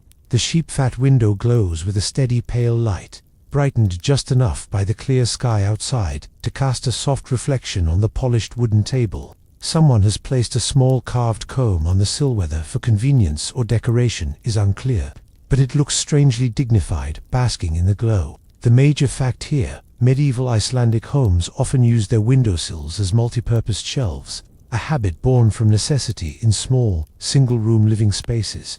These sills, built from sturdy wood to frame the soft fat, were some of the only dry, elevated spots in the house that were consistently lit. The obscure tidbit comes from the young girl, who tells you that her aunt once left a loaf of bread on the windowsill to cool, and it developed what she called sunstripes, where the light struck it unevenly through tiny imperfections in the fat. The family swore the striped bread tasted better, though she admits with a grin that it might have been because it disappeared faster. Historians still debate whether such quirks placing food in the filtered light were accidental or part of a larger belief in sunlight's influence on flavor and preservation. Outside, the sheep move past again, their shapes a blur in the window. The boy pauses from mending his fishing net to watch them, though all he sees is the suggestion of wool and the occasional flick of a tail. You join him, both of you staring at the vague shadows like you're attending the most sedate puppet show in the world. The room smells of baking bread, rich and faintly sweet, and you find yourself imagining how the window must look from the outside, just a faint glow, warm against the cold. The thought is oddly comforting, like knowing there's a light left on for you somewhere far away. By mid-afternoon, the wind has picked up again, brushing against the walls with a dry, rasping sound. The sheep-fat window trembles faintly in its frame, but it holds firm, its glow dimming slightly as the clouds begin to thicken. The major fact for this section: sheep-fat windows, while surprisingly durable, could warp if the frame shifted or the turf walls settled unevenly. Skilled householders learned to adjust the fit by reheating the fat and stretching it back into place, a process that was part craft, part stubborn negotiation with the elements. The obscure tidbit is offered by the neighbor, who has stopped by again with a bundle of dried fish. She recalls her grandfather claiming that the sound of the wind against a sheep-fat window could predict the next day's weather. Sharp taps meant snow, while a low steady hum meant clear skies. Whether this was weather lore or simply the poetic musings of someone snowed in for too long is left open to interpretation. Historians still debate whether such window listening was widespread folk practice, or just one of the many hyperlocal traditions that vanished without formal record. As the wind hums, the room adjusts its pace. The loom is quiet again, the boy now carving a small wooden fish, shavings falling into a neat pile on the floor. The old man oils a set of tools, moving them close to the window for the best remaining light. You notice how everyone instinctively works toward the pale square, gathering around it as the day fades. It's not just about light, it's about proximity to the outside world, even if it's been softened and blurred beyond recognition. By the time the bread is pulled from the hearth, the glow through the sheep fat has dulled to something that feels less like day and more like memory. Still, it's enough to cast one last gentle reflection across the table, as though the window is reluctant to let go of the day entirely. Evening closes in with the quiet finality of a book's last page. The sheep-fat window has lost its glow entirely now, becoming just a pale, opaque square set into the turf wall. The fire takes over as the heart of the room, its light flickering and catching on the smooth curves of clay pots and the sheen of polished wood. The air smells faintly of peat, warm wool, and the bread baked earlier, a scent that seems determined to linger. The major fact here: during long Icelandic winters, the sheep-fat window would often remain untouched for months at a time, neither replaced nor removed, because the risk of letting in cold air outweighed any need for cleaning or repair. The fat could last an entire season if properly cared for. The obscure tidbit is shared by the old man, who sits back in his chair with a satisfied sigh. He says that in some homes, the sheep fat was left in the window long after spring had arrived, not for warmth, but because the light had grown used to it. Whether that's a poetic way of describing habit, or a superstition about not disrupting the house's spirit, he doesn't say. Historians still debate whether this lingering practice was driven by tradition, laziness, or a belief in the protective qualities of the material. The night deepens, the wind moving restlessly over the roof. The boy strings his finished wooden fish onto a cord. The girl folds the last of the day's weaving into a neat pile, and the neighbor takes her leave, disappearing into the dark with only a small lantern to guide her. The room grows quieter, the conversation trailing into murmurs and then into silence. The window sits in the wall, empty of light now, but still holding its place like an old friend who doesn't need to speak to be part of the room. The air smells faintly of salt and warm stone, as if the day itself has been soaking in the Aegean for hours. You stand on the worn steps of a small harbor, the kind where fishing nets hang to dry like lazy laundry, and cats stretch themselves into the shape of question marks. The sun is a buttery gold above you, slow in its descent, and the water moves with that unhurried confidence only the sea can get away with. Before we set sail, metaphorically or otherwise a gentle invitation. If you find yourself easing into this story, you might quietly press the like button, subscribe for more history and myths designed for drifting off, and leave a comment with your location and the exact time you're listening. I like to think of these stories floating from one shore to another, like messages in bottles with much better spelling, and a small, friendly warning: you probably won't make it through this day, not because of storms or sea monsters, but because the pace of this tale is so slow, it might just rock you to sleep before the first wave has lapped the pier. Now let's ease into tonight's journey. It is somewhere between history and myth, a place where facts wear the clothing of stories, and stories pretend to be facts. The sea is calm, the air thick with the smell of drying kelp, and an old fisherman is leaning on his oar, telling you about a minor sea god whose greatest claim to fame was, well, forgetting his own name. The major fact here, buried like a shell in the sand, is that in ancient Greek religion, the sea wasn't ruled by just one god. Alongside Poseidon, there were countless minor deities, each governing small stretches of coast, bays, or even specific harbors. They were the neighborhood watch of the ocean. The obscure tidbit is that some of these local sea gods had names so similar or so long that even worshippers occasionally mixed them up. In one surviving fragment of a coastal hymn, a priest appears to have crossed out a god's name mid-prayer and replaced it with the one we mean, which is both relatable and uncomfortably human for divine matters. Historians still debate whether this particular god's habit of forgetting his own name was a genuine myth, or just a playful dig from a poet who found him unremarkable. As the fisherman talks, the tide creeps closer to your sandals. You look down and watch tiny shells tumbling in the foam, each one making its own slow journey back to sea. Somewhere out there, the god in question may be drifting, to possibly introducing himself as a "what's his name" to anyone who will listen. The fisherman gestures for you to follow him along the curve of the harbor. You walk past nets that smell of brine and tar, past crates of octopus tentacles curling in the sun, and past a boy mending a rope who looks like he has heard this story a dozen times before. The stone under your feet is warm, worn smooth by centuries of sandals, bare toes, and the occasional goat who didn't know where it was going. The fisherman tells you that this sea god, whose name he still hasn't revealed, was known for being helpful in a vague sort of way. If your fishing boat was stuck in calm waters, he might send a breeze. If your nets tore, he might nudge a few extra fish into the next day's catch. But if you asked him to introduce himself, there was a good chance you'd get a pause, a thoughtful look, and something along the lines of, "It starts with an N." I think the major fact in this part of the tale: many coastal Greek communities had their own sea shrines, often simple stone altars where fishermen left offerings of wine, bread, or garlands in exchange for safe voyages.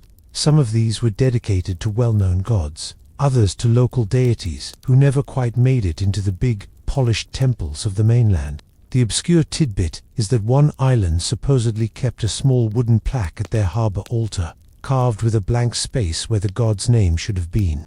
Visitors were invited to fill it in as they saw fit. The fisherman laughs at this, though whether it's from disbelief or recognition, you can't tell. Historians still debate whether such nameless dedications were acts of humility toward the divine, or simply the result of not wanting to get it embarrassingly wrong in front of the neighbors. You pass the end of the harbor wall and step onto a narrow strip of beach, where the water slides in with the quiet sigh of something tired but content. The fisherman points to the horizon, where the line between sea and sky blurs into a hazy blue-gray.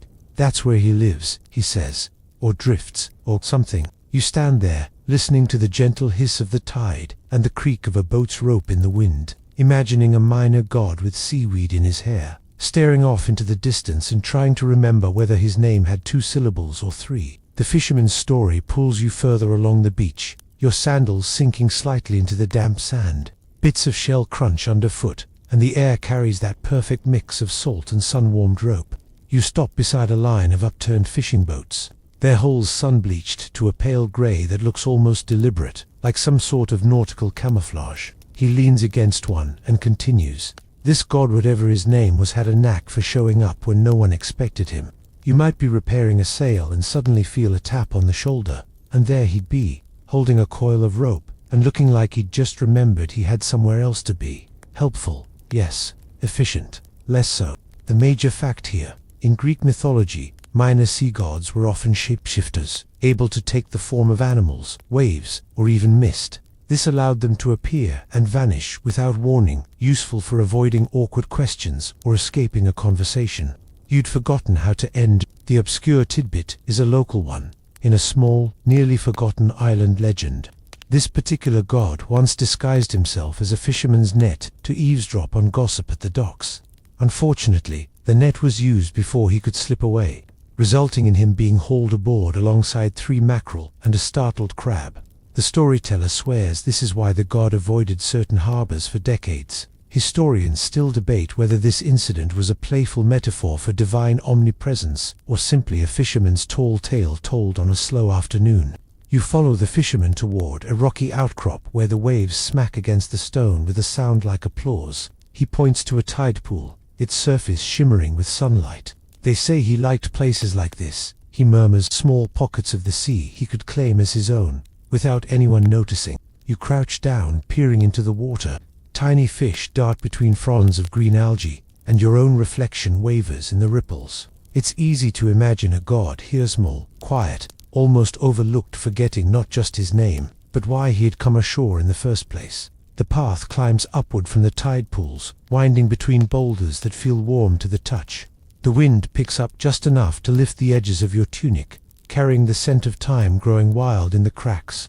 The fisherman moves slowly, not because he's old, but because in stories like this, speed is unnecessary. As you walk, he explains that the god's forgetfulness wasn't malicious. He remembered important things. The fisherman says, how to calm a storm, how to lead a lost ship back to port, how to find the best fishing grounds. It was just himself he had trouble with. The major fact here, the ancient Greeks believed memory was a divine gift, personified by the goddess Mnemosyne, mother of the muses. Forgetfulness, by contrast, could be a sign of a curse, a divine quirk, or simply the chaotic nature of a deity's mind. The obscure tidbit: one coastal festival supposedly honored this god by beginning the day with a loud recitation of every possible sea deity's name, just to see if one of them made him appear. If he didn't, the locals joked that he was probably swimming in circles somewhere, trying to remember where he'd left his trident. Historians still debate whether this name-calling ritual was genuinely intended to summon him,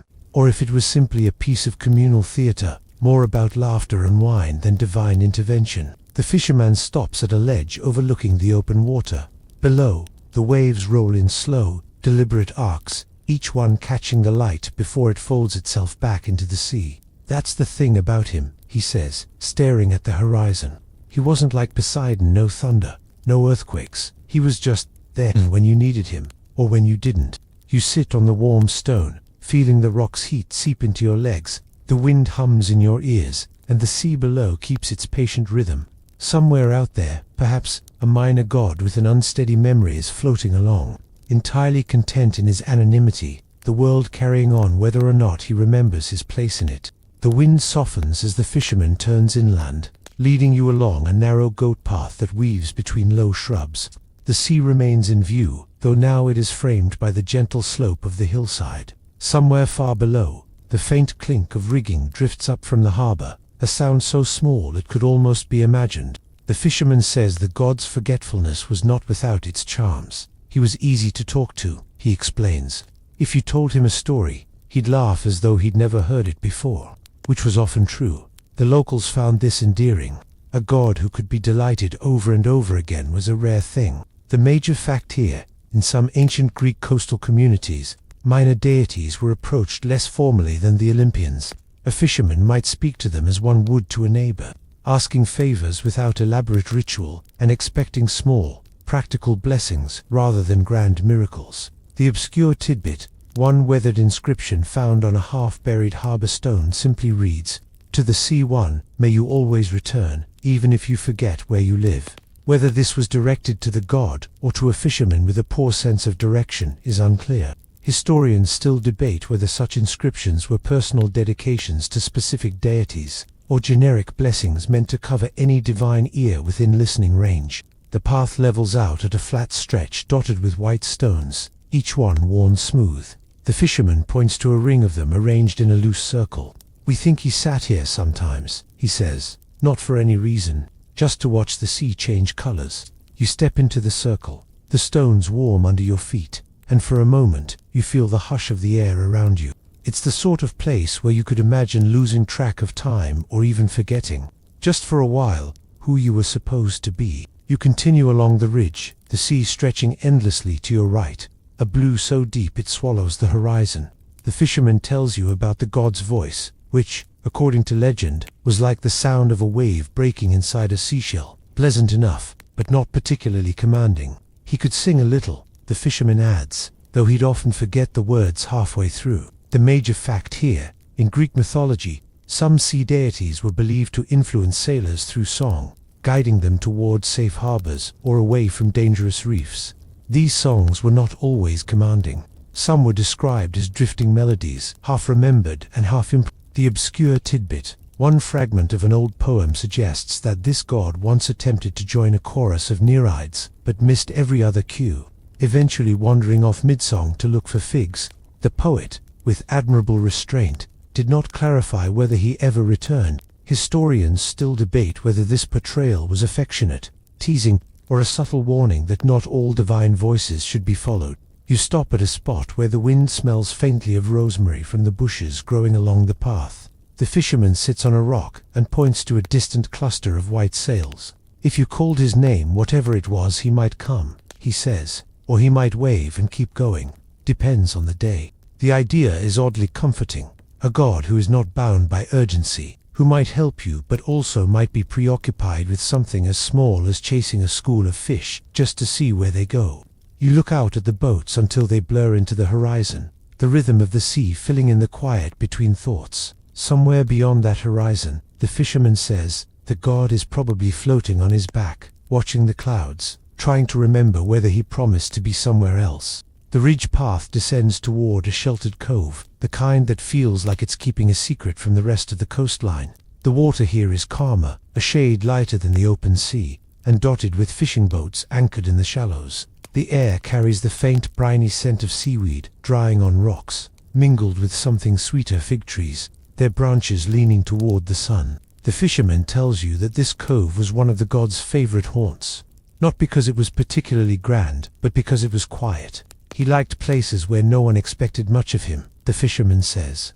Here, the sea can be the sea without having to prove anything. The major fact, in ancient Greek coastal life, small coves like this were often used as temporary harbors during sudden storms, and many were associated with local protective deities. Offerings might be left on the rock shells, flowers, or bits of bread tossed into the tide. The obscure tidbit, one tale claims that the god, in a particularly absent-minded moment, once accepted an offering of bread, forgot about it, and weeks later found it washed back into the cove. Convinced it was a gift from another god, he thanked the tide for its generosity and returned the bread to the sea. Historians still debate whether this circular gifting story was meant as gentle comedy or as a moral about gratitude. Even when the gift is technically your own, you walk along the waterline, the sand cool under your feet where the waves have just receded.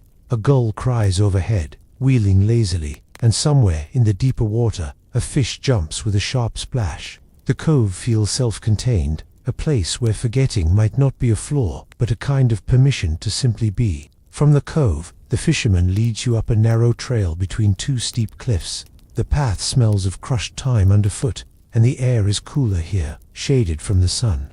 At the top, the land opens suddenly to a wide plateau, where the sea stretches in every direction, shimmering in the light. This, the fisherman says, is where the locals used to come when they needed to remind him who he was. He points to a half-collapsed stone altar, its surface carved with wave patterns. The name on the front is worn away, leaving only the first letter, a curved mark that could belong to half the gods in the pantheon. The major fact: erosion, both from salt air and wind, often erased names from coastal monuments, leaving archaeologists to guess at which deity was honored. This has led to many cases where one site has been claimed by multiple possible gods over time. The obscure tidbit: some villagers here developed the habit of calling out every possible name they could think of when making an offering, just to be thorough. On windy days, they claimed the sea god would sometimes answer with a wave that came farther up the shore than usual, as if to say, "Yes, that's me probably." Historians still debate whether this was a genuine practice or simply a later storyteller's embellishment to explain the occasional rogue wave. You step closer to the altar. Small offerings rest there, even now a handful of shells, a sprig of rosemary, a piece of driftwood smoothed into a heart shape. The plateau feels timeless, the wind threading through your hair, and the sound of the waves echoing faintly against the cliffs below. It's easy to imagine the god standing here, gazing out at the water, hearing his name or something close to it carried on the wind, and perhaps smiling to himself, not because he's remembered, but because in that moment, remembering doesn't matter. The wind on the plateau carries the faint taste of salt, even though the sea lies far below. The fisherman lingers by the altar, his fingers brushing the worn wave carvings, as though reacquainting himself with them. "You know," he says, "sometimes we think the forgetting was the gift." You follow him toward the plateau's edge, where the ground drops sharply into a cascade of jagged rock. Below, the sea moves with a patient, unhurried swell. The fisherman explains that in the old stories, the god could never stay angry. He'd forget the reason before he could do much about it. "It's hard to hold a grudge when you can't remember what started it," he says with a wry smile. The major fact here: in Greek myth, many sea deities were volatile, quick to anger, and capable of sending storms without much provocation. A god who lacked the memory for long feuds would have been considered unusually merciful by comparison. The obscure tidbit: there's a fragment of an old island song that praises this god for the gift of letting go, likening his mind to the tide washing away what came before, leaving a clean shore behind. Whether this was poetic flattery or a subtle way of excusing his unreliability is unclear. Historians still debate whether this god's forgetfulness was framed as a flaw in older versions of the myth, only later being reframed as a virtue. You sit for a moment on a sun-warmed rock, watching the waves break against the cliffs. The sound is steady, hypnotic-like, a thought you've been turning over and over, only to find it smoothing itself into something you no longer need to hold. The fisherman doesn't rush you. After all, in this story, nothing ever does. The path from the plateau winds back toward the coast, this time leading you to a stretch of pebbled beach. The stones shift and crunch underfoot, and the air is heavy with the rhythmic hush of the waves. A few fishermen are mending nets farther down, their voices carrying faintly, but blending so naturally with the sea's own sounds that you can't quite separate them. The fisherman gestures toward a cluster of rocks shaped almost like a reclining figure. "They say he once fell asleep there," he explains, "and when he woke up, he couldn't remember whether he was supposed to be a god or a man. So, for a while, he tried being both." The major fact here: in many Greek coastal myths, gods could take human form not just to interact with mortals, but to experience life among them, often blending in for years at a time.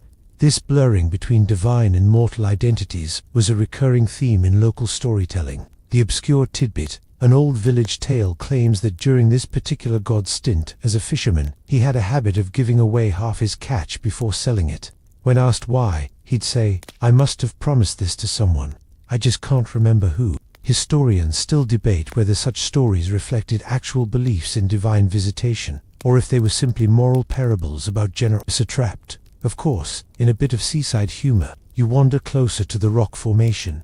The wind here smells cleaner, less briny, carrying hints of flowering herbs from somewhere inland. The tide slides in and out, and for a moment you can almost picture the god stretched out on these stones, eyes half closed, letting the day pass without urgency. The fisherman smiles at the sight.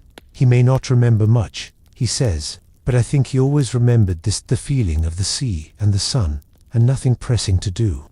And standing there, you find you can't think of anything more worth remembering. The pebbled beach narrows into a winding path between low cliffs, where the sea slips in as a narrow channel. The air is cooler here, shaded from the sun, and the sound of water is louder, compressed into a constant, echoing rush that bounces between the rock walls. The fisherman explains that this inlet was considered a threshold in old stories, a place where the sea god sometimes appeared halfway between his divine and human forms. It's where you could catch him mid-thought, he says. The major fact here, in ancient Greek coastal belief, certain natural features, narrow inlets, echoing caves, tidal pools were thought to be liminal spaces where the mortal world brushed against the divine. These spots often became informal shrines, visited more for chance encounters than for formal worship. The obscure tidbit. One local legend tells of a fisherman who swore he saw the god here wearing two different sandals, one leather, one made from woven seaweed. When asked about it, the god supposedly looked down, laughed, and said, "Oh, so that's where the other one went." Historians still debate whether such stories were ever meant to be taken literally, or if they were simply ways of explaining the oddities of the sea in human terms. You follow the fisherman along the channel, the walls of rock on either side, towering just enough to make the sunlight above seem distant. The water here moves with a kind of quiet determination, flowing out toward the open sea. It's easy to imagine the god lingering in this space, halfway between where he'd been and where he was supposed to go. He could remember. The channel widens, spilling you out onto another hidden cove. This one is quieter than the first, almost still, the surface of the water broken only by the occasional ring of ripples from a fish rising to feed. The fisherman pauses here, looking out at the horizon, as if searching for something or someone that isn't quite there. He tells you that this cove is where the god was most often remembered. When people spoke his name here, he says, he seemed to hold on to it a little longer. Whether that was due to the calm of the water, the shelter from the wind, or simply coincidence, no one knew. The major fact, in certain ancient coastal traditions, repetition of a deity's name was believed to strengthen their presence. Some rituals involve chanting a name 3 times, or 7, to anchor the god in the moment. The obscure tidbit, one half-forgotten festival on this island, was said to involve painting the god's name on smooth stones and tossing them into the cove. The problem, according to an amused later account, was that each year the painted stones would wash up on another shore, leading the god to believe he'd been invited somewhere else entirely. Historians still debate whether this practice was meant as a genuine offering, or if it was simply a community excuse to skip work and spend a day by the water. You walk to the edge of the cove, the small waves licking at your sandals. The water is clear enough to see the shifting patterns of sand beneath, each one moving with the gentle sway of the tide. The fisherman skips a flat stone across the surface. It hops 3 times before vanishing beneath the ripples. Somewhere far out in that expanse, you imagine the sea god drifting lazily, catching faint echoes of his name in the waves, turning his head, smiling, and deciding to follow the sound. Unless, of course, something more interesting came along first. The fisherman leads you along the curve of the cove until the path narrows to little more than a strip of sand between the water and the base of a cliff. The waves here are gentle, slipping in with a soft hiss before retreating again, each one leaving a thin lace of foam behind. This, he says, is where they used to leave the small offerings, things too humble for the bigger gods, but perfect for him. He points to a smooth rock ledge just above the tide line, its surface worn flat from centuries of hands placing gifts there. The major fact, minor deities in Greek coastal regions often received offerings of local abundance rather than expensive imports: fish, bread, herbs, or simple carvings made from driftwood or bone. These gifts were as much about establishing a relationship as they were about asking for aid. The obscure tidbit, one fragment of the local folktale, says the sea god once found a basket of figs here, ate half of them, then forgot they were a gift and left the rest behind. The next morning, the villagers supposedly discovered the basket untouched, at least untouched by any mortal, and declared it a sign that the god was still thinking it over. Historians still debate whether this story was meant to explain why certain offerings went uneaten, or if it was just an affectionate joke about divine absent-mindedness. You crouch by the ledge, running your fingers over its smooth surface. The air smells faintly of rosemary again, carried down from the cliffs. A crab scuttles past, pausing just long enough to size you up before continuing toward the water. The whole place feels like it's been quietly holding its breath for centuries, waiting for someone, god or mortal, to stop by and remember it. From the ledge, the path winds back toward the main village. The sea stays close, always at your right hand, its rhythm a steady counterpoint to the crunch of your steps on the sand. The fisherman walks in easy silence for a while, as if the story is nearly told, or perhaps as if he's forgotten the ending. When he does speak again, it's with a small smile. They say he liked walking among people, not as a grand god visiting his subjects, but as someone who could lean on a tavern door and listen to gossip.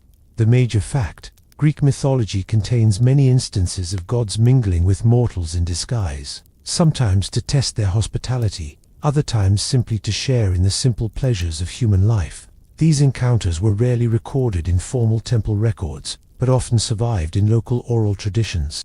The obscure tidbit: one such tradition here claimed that the god would sometimes buy a round of wine for the whole tavern, then slip out before anyone could ask his name. Later, the villagers would argue over who the mysterious benefactor had been, each one certain they'd recognized him, though none could agree on the details. Historians still debate whether these tales were inspired by actual visitors of note, or if they were a way of keeping the god alive in daily conversation, even in his absence. The roofs of the village appear ahead, sunlit and quiet in the late afternoon haze. Somewhere, a child is calling to a friend, their voice carrying clear over the water. You glance back at the path you've taken, the coves, the ledges, the cliffs, and realize the story has left you with more of a feeling than an answer. Perhaps that's the point. Perhaps a god who forgets his own name doesn't need you to remember it, either just the warmth of the day, the salt in the air, and the comfort of knowing the sea will still be there tomorrow. The fisherman slows as you reach the first row of houses, their walls whitewashed and glowing faintly in the late light. The scent of baking bread drifts from somewhere nearby, warm and earthy, mingling with the ever-present breath of the sea. The harbor is quiet now, the boats tethered, their hulls rocking gently with the tide, as though already halfway to sleep. He leans on his oar once more, the way he did when you first met him, and gazes out toward the horizon. "That's all I know," he says, "or at least, all I can remember." The corner of his mouth twitches, and you can't tell if he's joking, or if the story's subject has rubbed off on its teller. The major fact: in many ancient communities, the endurance of a deity's presence depended not on temples or written records, but on the stories told about them around hearths, in taverns, at the edge of a pier. The gods lived in repetition, even when their names grew hazy. The obscure tidbit: one late account describes a traveler who came to this island searching for the sea god's shrine, only to be told there wasn't one. "He's out there somewhere," the villagers said, pointing toward the water. "We'll know him when we see him, probably." Historians still debate whether this was a sign of the god's decline into obscurity, or if it was the natural way of such minor deities to ebb and flow with the tide, never quite gone, never entirely here. The fisherman bids you farewell with a nod, disappearing down a side street where shadows gather. You stand for a moment longer at the water's edge, the sound of the waves threading through the silence. The horizon is a soft, blurred line, and for a fleeting moment you think you see movement. There a figure drifting lazily, perhaps searching for a name, or perhaps content without one. The air is cool, damp, and just faintly sweet, as though the night itself has been lightly dusted with flour. You're standing in a narrow cobblestone street in Paris, sometime in the mid-18th century, the hour when most of the city is deeply asleep and dreaming of warmer, softer places than this. Lantern light spills in trembling puddles across the stones, each one haloed in mist from the Seine. Somewhere nearby you hear the quiet clatter of wood being stacked, a door creak open, and the low, heavy thump of dough meeting a work table. Before we begin, if you find yourself already settling into this soft stretch of history, you might tap the like button, subscribe for more gentle journeys into the past, and leave a comment telling me where in the world you are and what time it is there. I imagine the little patchwork of listeners like warm lamplight flickering across a very large map. A small warning: you probably won't make it through this workday. These bakers, after all, start their mornings at midnight. You might be lucky to make it to 1 a.m. before the smell of fresh bread and the rhythm of the kneading lulls you into sleep. Now let's ease into tonight's journey. You begin walking toward the sound. The bakery is small, tucked between two shuttered wine shops, its front window dark but warm light spilling from the side door.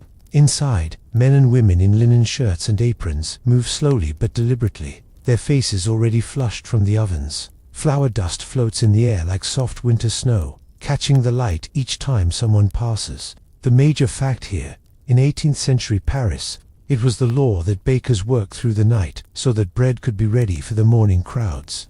The city's appetite for fresh bread was so constant and so central to daily life that a late loaf was considered a minor civic failure. The obscure tidbit: some bakers swore that dough rose better in the quiet hours before dawn, as though yeast disliked noise. This belief was never written into law, but it was passed along in kitchens like family gossip.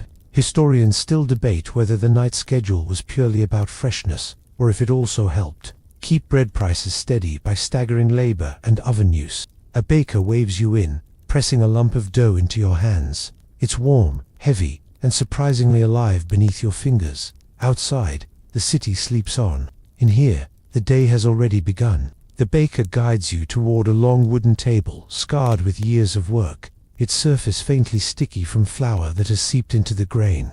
Around you, the air smells richer, now warm yeast, charred crusts from earlier bakes, and that deep, almost sweet scent of wheat that has met fire. Kneading begins in rhythm.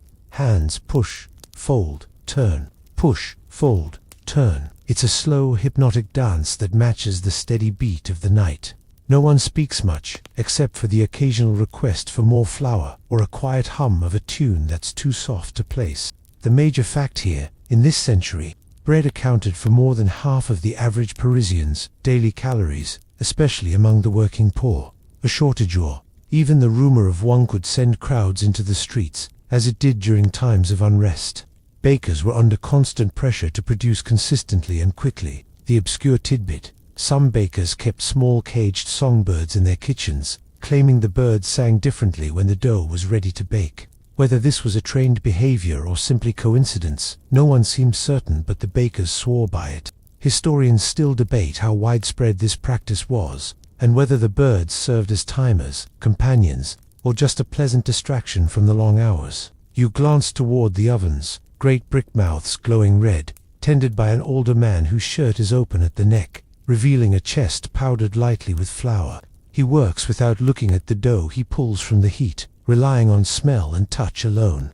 Outside, you can just make out the faint sound of wagon wheels on the distant street, surly deliveries, or perhaps the first market carts heading toward Les Halles. Here, the night feels less like an absence of day and more like its own complete world, bound together by bread, fire, and the quiet hum of work that will vanish just as the rest of Paris begins to stir. You step closer to the ovens, the air turning heavy and warm, like standing too close to a summer wall that has held the sun all afternoon.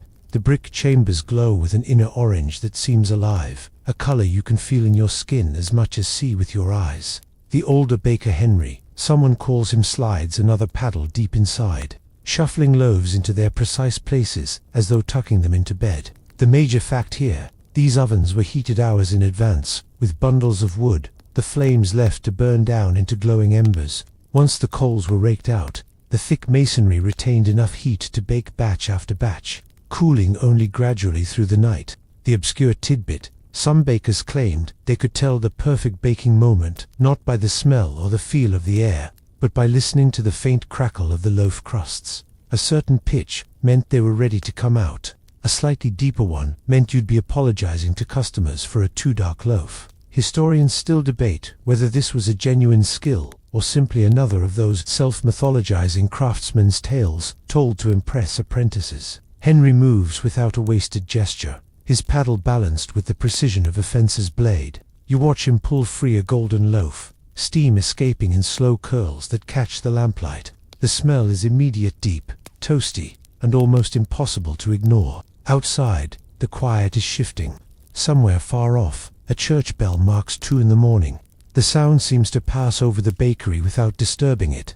Inside these walls, time is kept by dough rising, ovens cooling, and the slow, deliberate rhythm of work. You lean against the wall, letting the warmth seep through your back, the kind of comfort that makes it very easy to forget the rest of the world entirely. Someone places a large wicker basket on the table beside you, lined with rough linen.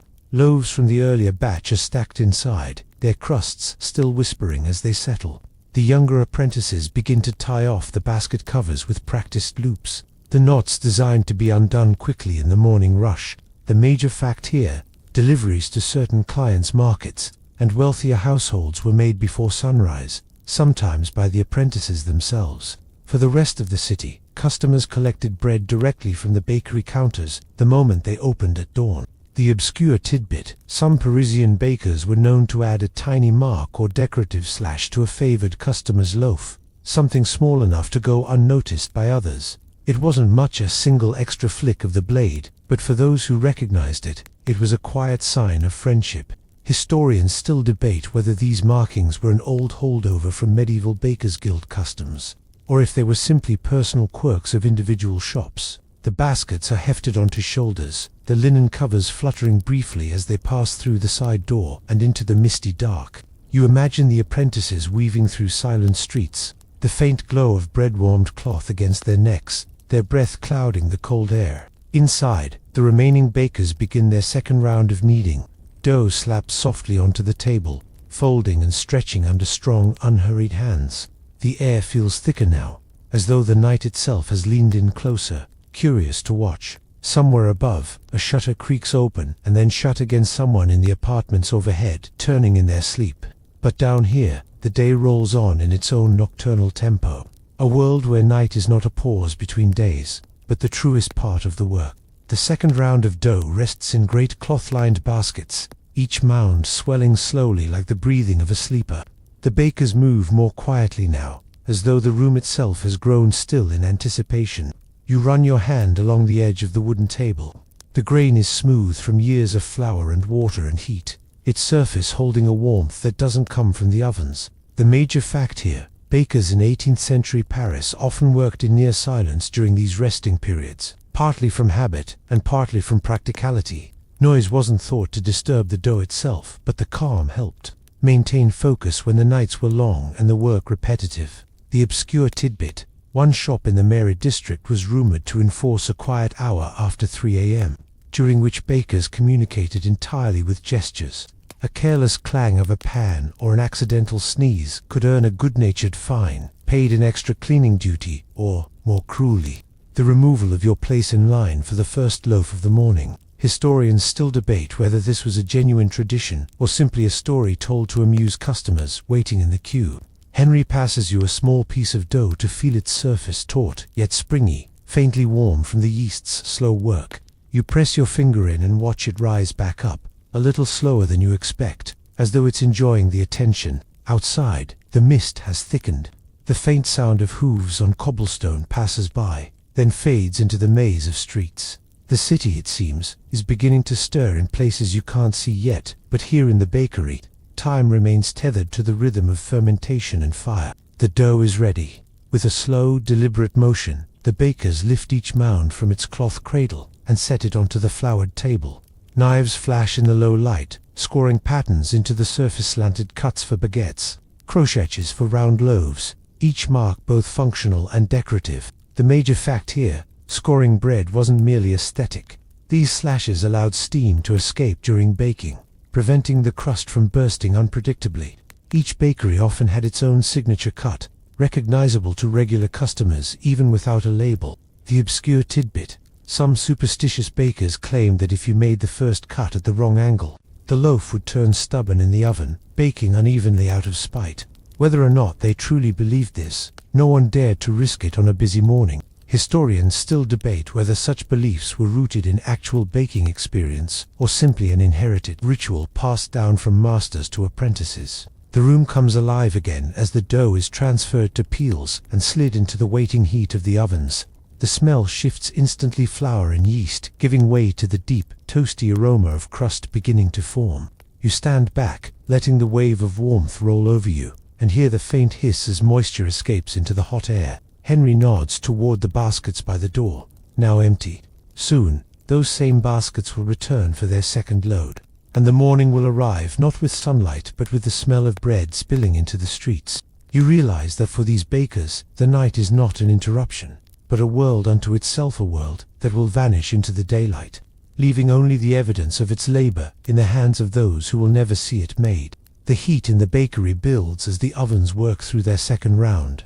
The windows are beaded with condensation, the glass turning the outside world into soft blurs of shadow and light. You wipe a small circle clear with your sleeve and see only the dim outline of the street still empty, still wrapped in its own quiet. The major fact here: Parisian bread in the 18th century came in many regulated sizes and prices, set by royal edicts. Bakers who shorted customers by weight could face heavy fines, or worse, public shaming by having their loaves displayed in the market as examples of dishonesty.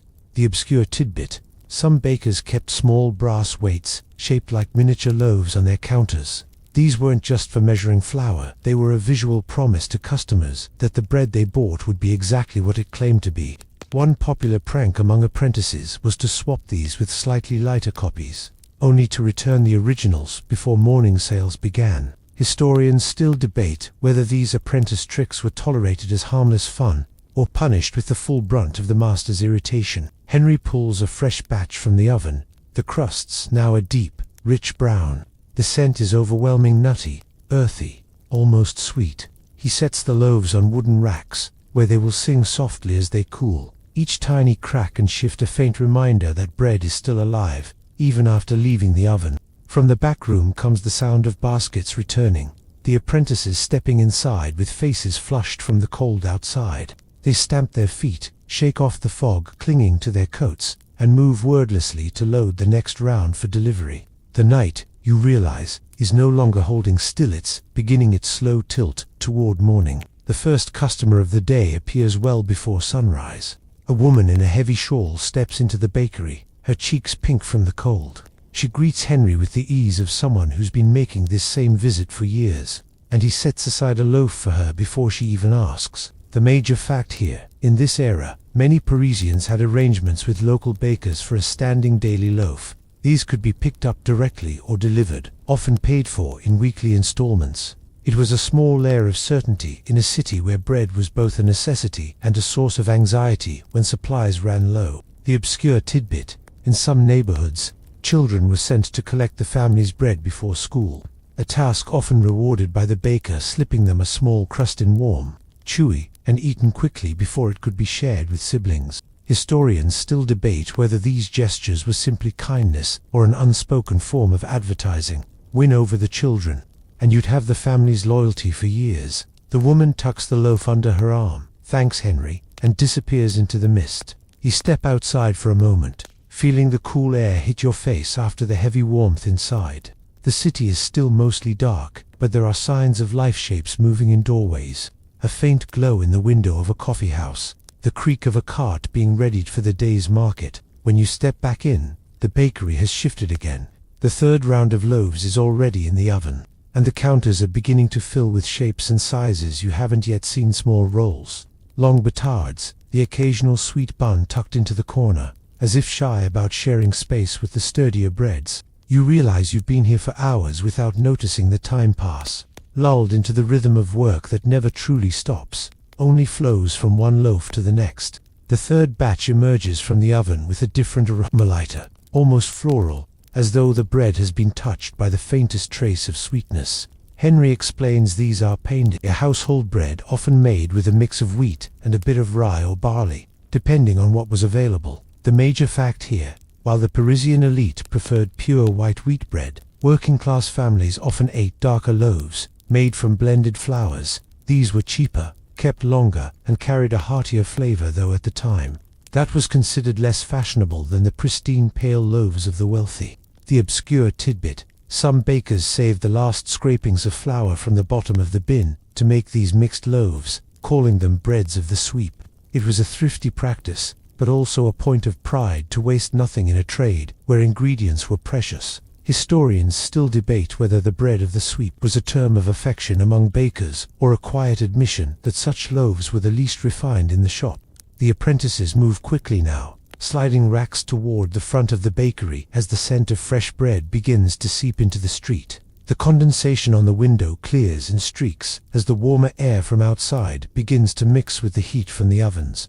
Somewhere beyond the door, you hear the faint shuffle of feet, the early risers, who know the best loaves will vanish first. Henry nods toward the window, smiling faintly. "They can smell it before they see it," he says. And he's right. You can almost feel the bakery drawing people closer, like the tide pulling toward shore. The first real rush arrives just before dawn. The door swings open again and again, letting in bursts of cold air and murmured greetings. Customers step carefully around each other in the small space, their shawls brushing against baskets, their hands outstretched for warm loaves. The major fact here, in 18th century Paris, bread queues could be as social as they were practical. Neighbors exchanged news, arranged favors, and passed along gossip while waiting for their turn at the counter. For many, this morning ritual was as much about community as it was about food. The obscure tidbit: one neighborhood near Les Halles was infamous for what was called queue theater, small, improvised performances by local characters who made the wait more entertaining. One such performer, known only as the loaf poet, was said to compose a rhymed couplet for every person who bought bread. Historians still debate whether these poets were paid in coins or in crusts. You stand near the back wall, watching the rhythm of exchange. A loaf is lifted from the rack, coins pass from hand to hand, and the next person steps forward. The air is loud now, laughter, overlapping voices, the thump of bread being set on the counter. The ovens keep working through it all, their glow steady, unbothered by the growing crowd. Outside, the sky is beginning to pale, a thin wash of blue just starting to replace the deep night. Paris is waking, but in here, the work has been awake for hours, quietly shaping the morning the rest of the city will soon step into. Henry hands you a small roll, warm, crisp, impossibly light in your palm.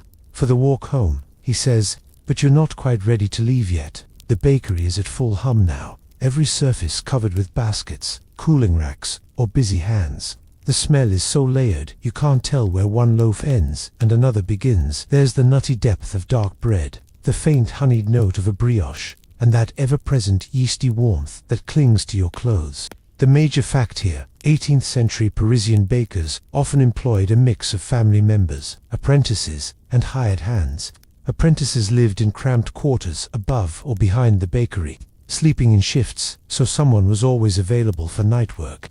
In some cases, apprenticeships lasted 7 years before a baker could set up their own shop. The obscure tidbit: in certain bakeries, it was considered good luck for the youngest apprentice to wake the ovens at the start of the night, often by tapping the brick face with the wooden peel and whispering a greeting.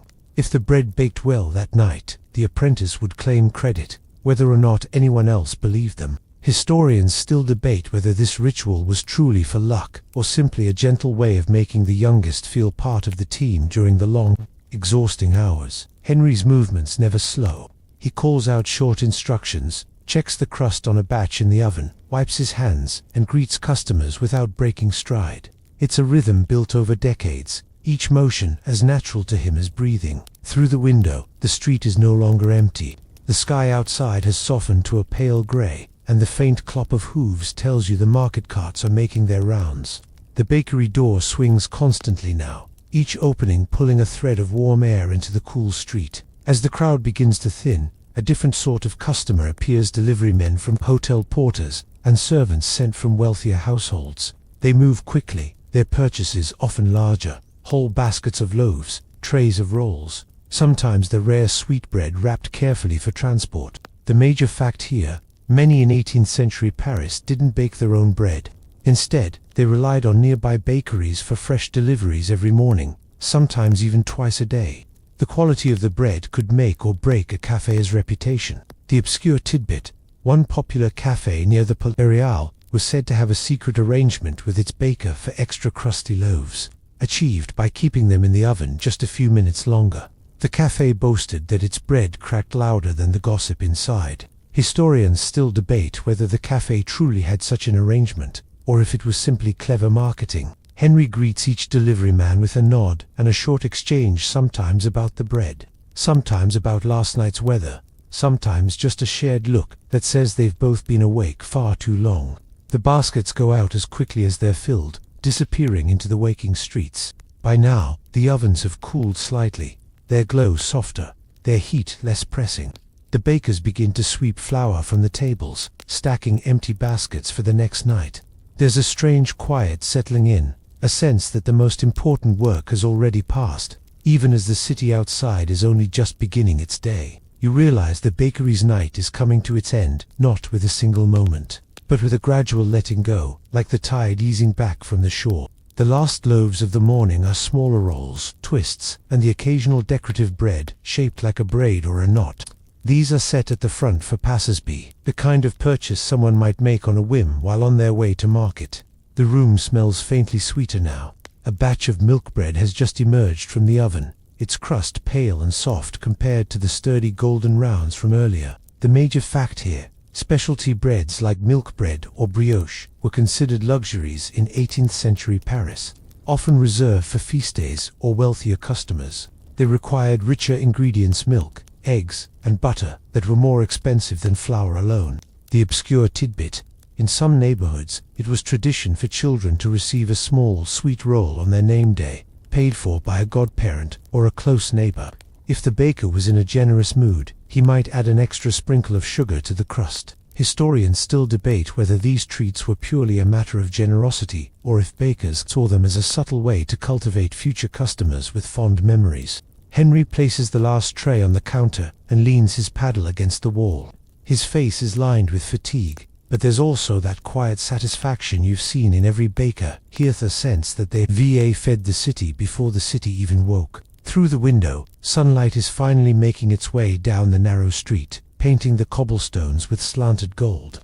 The mist has burned away, replaced by the bustle of merchants setting up stalls and the chatter of morning traffic. Inside, the shift in energy is subtle but unmistakable. For the bakers, the day is ending. For Paris, it's just beginning. The apprentices begin their cleanup. Flour is swept into piles, stray crumbs brushed into bins, and the long wooden table is scrubbed down with damp cloths. The rhythm is slower now, no longer driven by the urgency of dough and ovens, but by the comfort of routine. The major fact here: many bakeries in this period kept their workrooms meticulously clean, partly for hygiene but also to prevent pests from being drawn to leftover crumbs. Inspectors from the guild or the city could arrive unannounced, and fines for an untidy shop could be steep. The obscure tidbit: one particularly strict guild rule required bakers to keep a bread book recording the day's output, flour usage, and sales. Some bakers treated it seriously. Others filled it with barely legible notes and inside jokes only their apprentices could understand. Historians still debate how much oversight these books actually received, or if they existed more as a formality than a genuine record. Henry sits briefly on a stool by the wall, rubbing flour from his forearms. He catches you watching and gives a tired half smile. "Night's over," he says, "but it'll be back before you notice." And you believe him. The bakery feels like a tide coming in strong with the night's work, receding into quiet, and then returning again. Always on time, always necessary. You step outside for a final look back. The doorway is open, the warm air spilling into the cool morning. A boy runs past with a loaf under his arm, laughing as a friend chases him down the street. Somewhere above, a window opens, and someone leans out to shake a cloth in the sunlight. The bakery stands there, as it always has, a quiet engine keeping the city alive, one loaf at a time. The street is alive, now merchants calling out their goods, the creak of wagon wheels, the clip of horses' hooves. You stand to the side, the bakery behind you, its doorway still warm against your back. For hours, you've been inside a world that most Parisians will never see, a world that begins when there's ends, working in heat and silence to feed them before they open their eyes.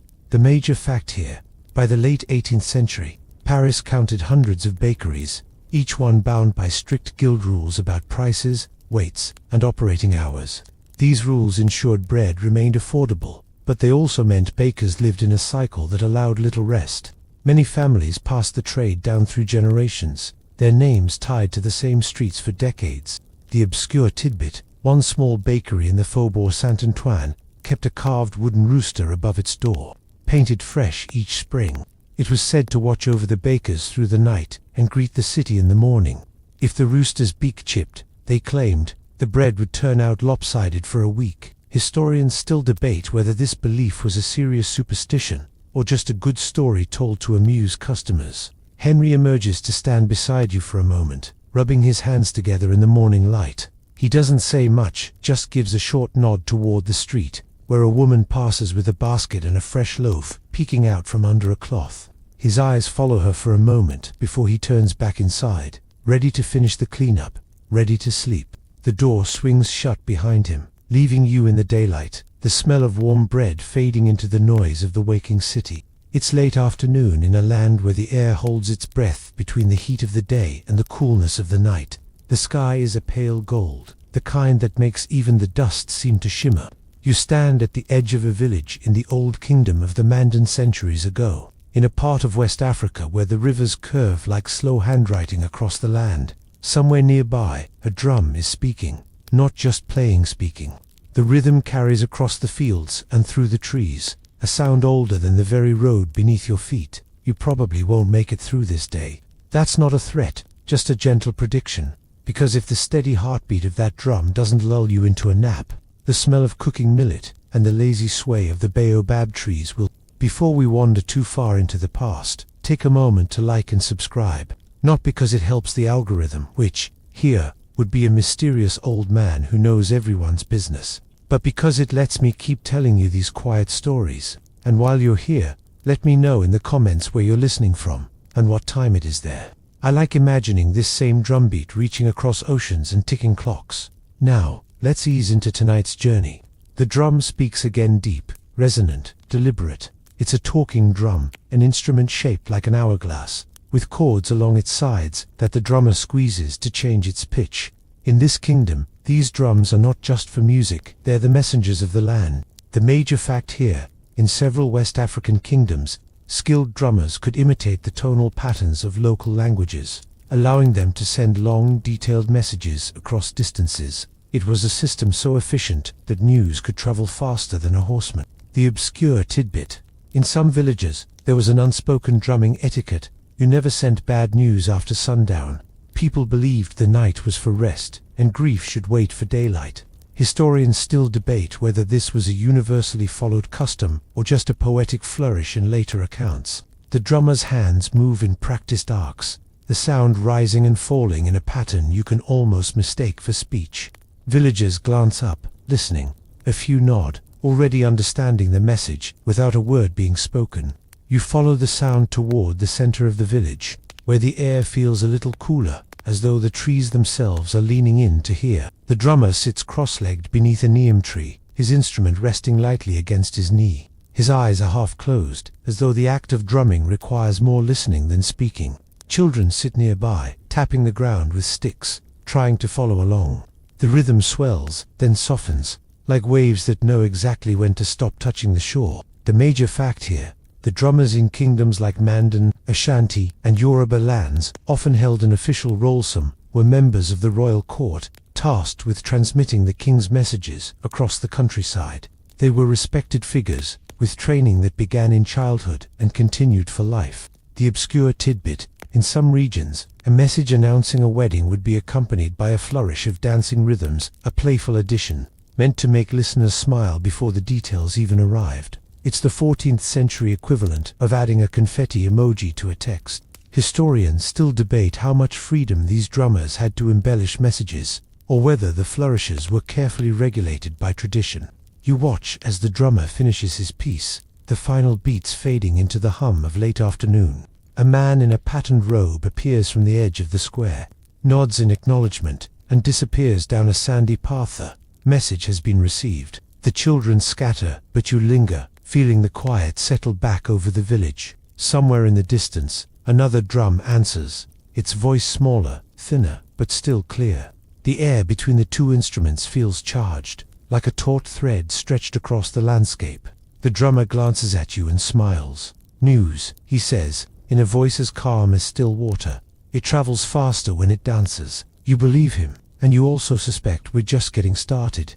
You follow the drummer as he rises, slinging the instrument over his shoulder with the ease of someone who has done this every day for decades. The path winds between mud brick homes, their walls glowing warm ochre in the evening light. Smoke curls from cooking fires, carrying the scent of onions and groundnuts. The major fact here: in the Mandan Empire, messengers like this often traveled between outlying villages and the royal capital, carrying political news, market prices, or announcements of festivals. While some messages were still delivered by runners, the drum allowed them to pre-announce important arrivals before the messenger even appeared. The obscure tidbit: certain drum patterns were considered so sacred that they could only be played in the presence of a king or during specific ceremonies. One such rhythm was believed to summon ancestral spirits, though whether it truly did or simply made everyone behave as though it had, no one could say for sure. Historians still debate whether these sacred rhythms were kept absolutely secret, or if they sometimes slipped into the hands of ambitious drummers eager to impress an audience. The path opens into a small market square. Women in patterned wraps arrange calabashes of honey, baskets of kola nuts, and bowls of dried fish. A few traders pause mid-sale, cocking their heads toward the faint echo of another drum in the distance. The drummer beside you stops, listens, and nods. "That's from the river," he murmurs. "A boat has arrived." And sure enough, before long, men carrying bundles of cloth and salt appear from the direction of the water. The news had reached the market before they did traders already, shifting their prices and rearranging their goods in anticipation. You realize you've just witnessed a centuries-old version of breaking news. Only here, there's no paper, no screen, no rush of written words, just the calm, confident voice of a drum speaking to those who know how to listen. As night begins to gather, you and the drummer reach the edge of the village. The fields stretch out toward the horizon, their edges melting into the darker greens of the forest. Crickets begin their slow, steady chorus, weaving into the fading echoes of the drum beats. The major fact here: in many West African societies, the drum was more than a tool for communication. It was also a historical archive. Skilled drummers could recite genealogies, retell epic histories, and recall the names of past rulers, all within the patterns of their rhythms. In this way, the drum carried not only messages of the present, but the voices of the past. The obscure tidbit: there's an old story from a village near the Niger River of a drummer who once played for 3 days without repeating himself, recounting the history of his people back to the time when the stones were soft. Whether that phrase refers to a mythical age or simply a poetic exaggeration depends on who tells the tale. Historians still debate whether such feats were ever actually achieved or were more a form of cultural boasting, an artistic way of saying, "Our memory is longer than yours." The drummer pauses by a tree, sets his instrument down, and sits in the cooling grass. The moon, pale and round, has begun its slow climb into the sky. You hear another drum far off, this one slower, almost sleepy, a sign that the day's messages have ended. In the darkening quiet, you can't help but think about how much of life here depends on these sounds. Without them, the villages would still exist, but the threads between them would fray. The drum is the pulse that keeps the kingdom aware, connected, and somehow smaller than its vast distances suggest. The drummer tilts his head back, eyes closed, and lets the night settle around him. "Tomorrow," he says softly, "the news will be different, but the drum will be the same." The next morning begins, not with a rooster's call, but with a single, low thump in the distance. You lie in your woven mat bed, blinking against the thin light coming through the doorway. Another thump follows, then a short rolling rhythm like someone speaking in a polite hurry. The village stirs around you. A woman passes your door, balancing a clay jar on her head, glancing toward the sound without breaking stride. The major fact here: in some regions of West Africa, morning drum messages served as a kind of community bulletin board. They might announce the arrival of a caravan, the start of market day, or the presence of an important visitor.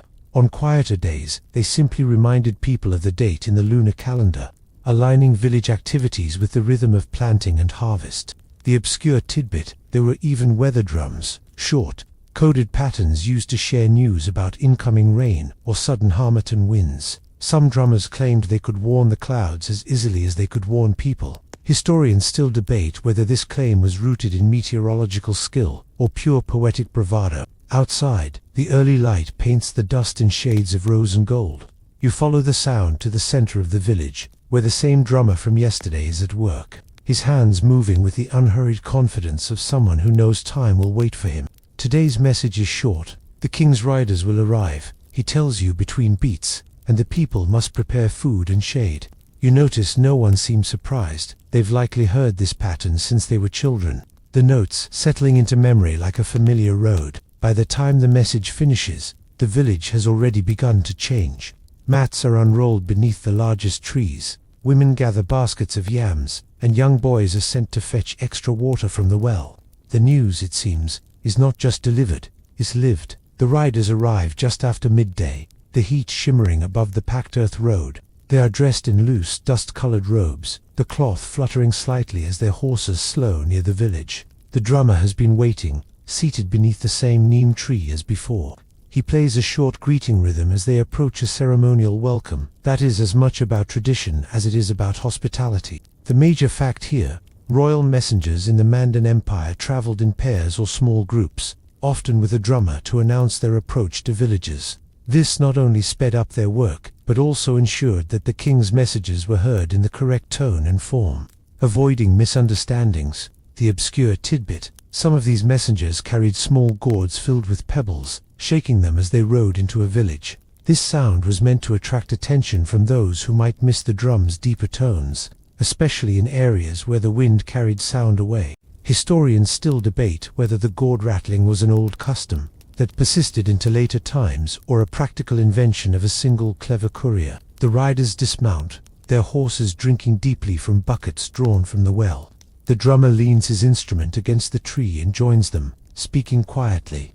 No one else approaches. Royal business is not for the casual earbud. You notice how the village still orients itself toward this meeting, the air thick with unspoken attention. When the riders depart, their dust still hanging in the air, the drummer returns to his post. He picks up the instrument and begins again, this time sending the news outward, toward other villagers that will soon be making their own preparations. It's a living chain, you realize, a conversation carried, not by ink or paper, but by rhythm and air, moving in waves across the kingdom. And as the sound drifts away, the village hums with quiet satisfaction, as if it has played its part in something far larger than itself. The next few days pass in a steady cycle of rhythm and rest, the drum announcing traders, weddings, and even the occasional wandering storyteller.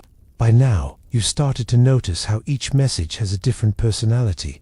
Some are brisk and direct, others warm and lilting, as though the drum itself is smiling. The major fact here: the tonal nature of many West African languages, such as Bambara or Yoruba, allows drums to mimic speech patterns closely enough for meaning to be clear.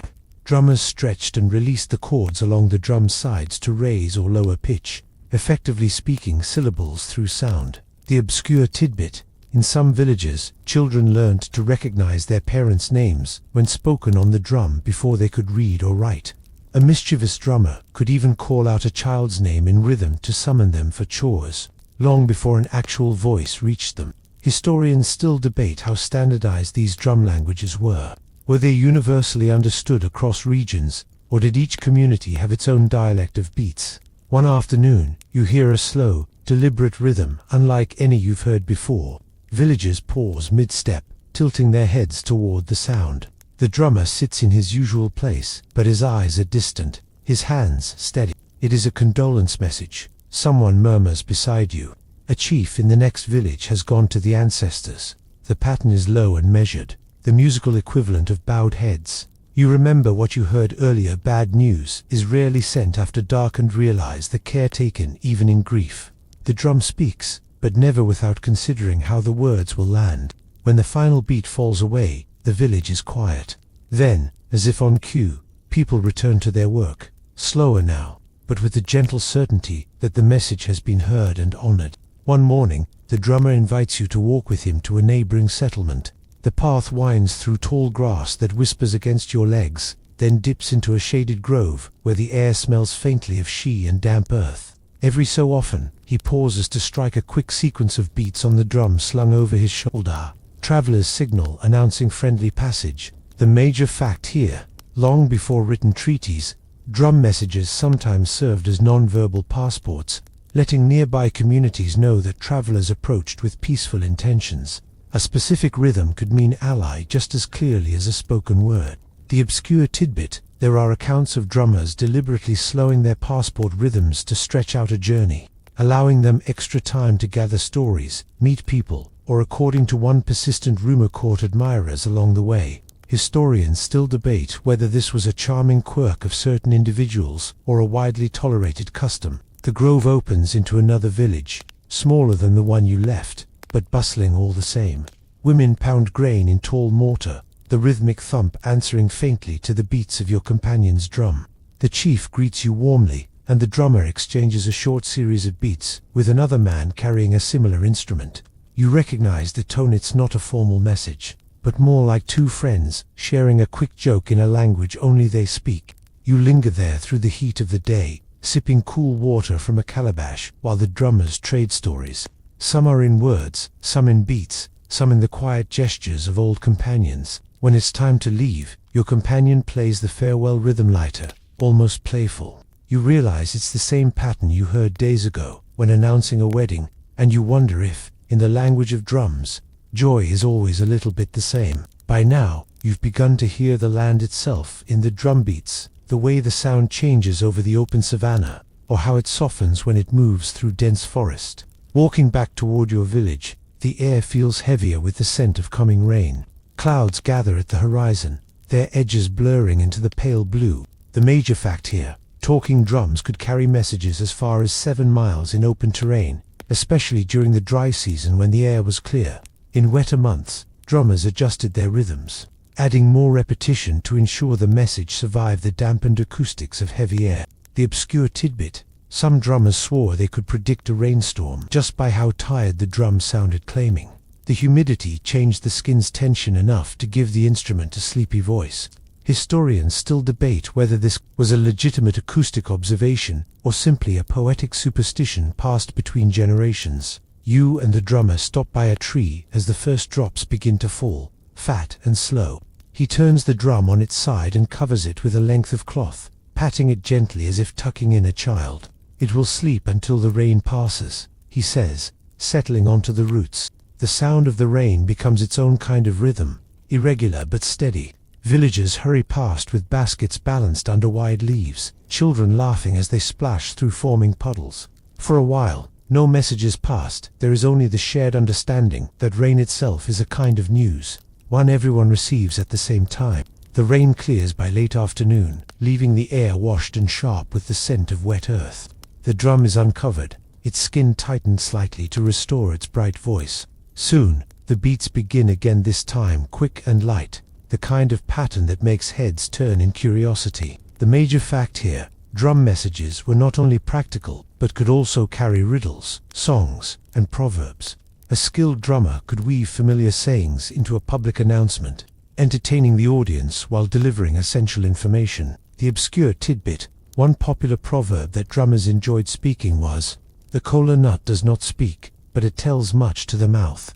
It was a sly way of saying that actions reveal more than words, especially in matters of trade and gossip. Historians still debate whether such insertions were officially permitted, or whether they were a tolerated form of artistic license. The drummer's quick beats today announce a dance to be held at the edge of the villager, celebration for a successful harvest in a nearby settlement. Already you can see the energy change. People smile more readily, work a little faster, and children begin practicing dance steps in the dust. By sunset, you're walking again toward that familiar neem tree, only now the square is filled with movement. The drum's voice has shifted entirely, no longer the dignified cadence of news, but the bright, teasing tones that make feet move almost without permission. Looking around, you notice the same people who paused in solemn silence for yesterday's condolence message now laughing, spinning, and clapping along.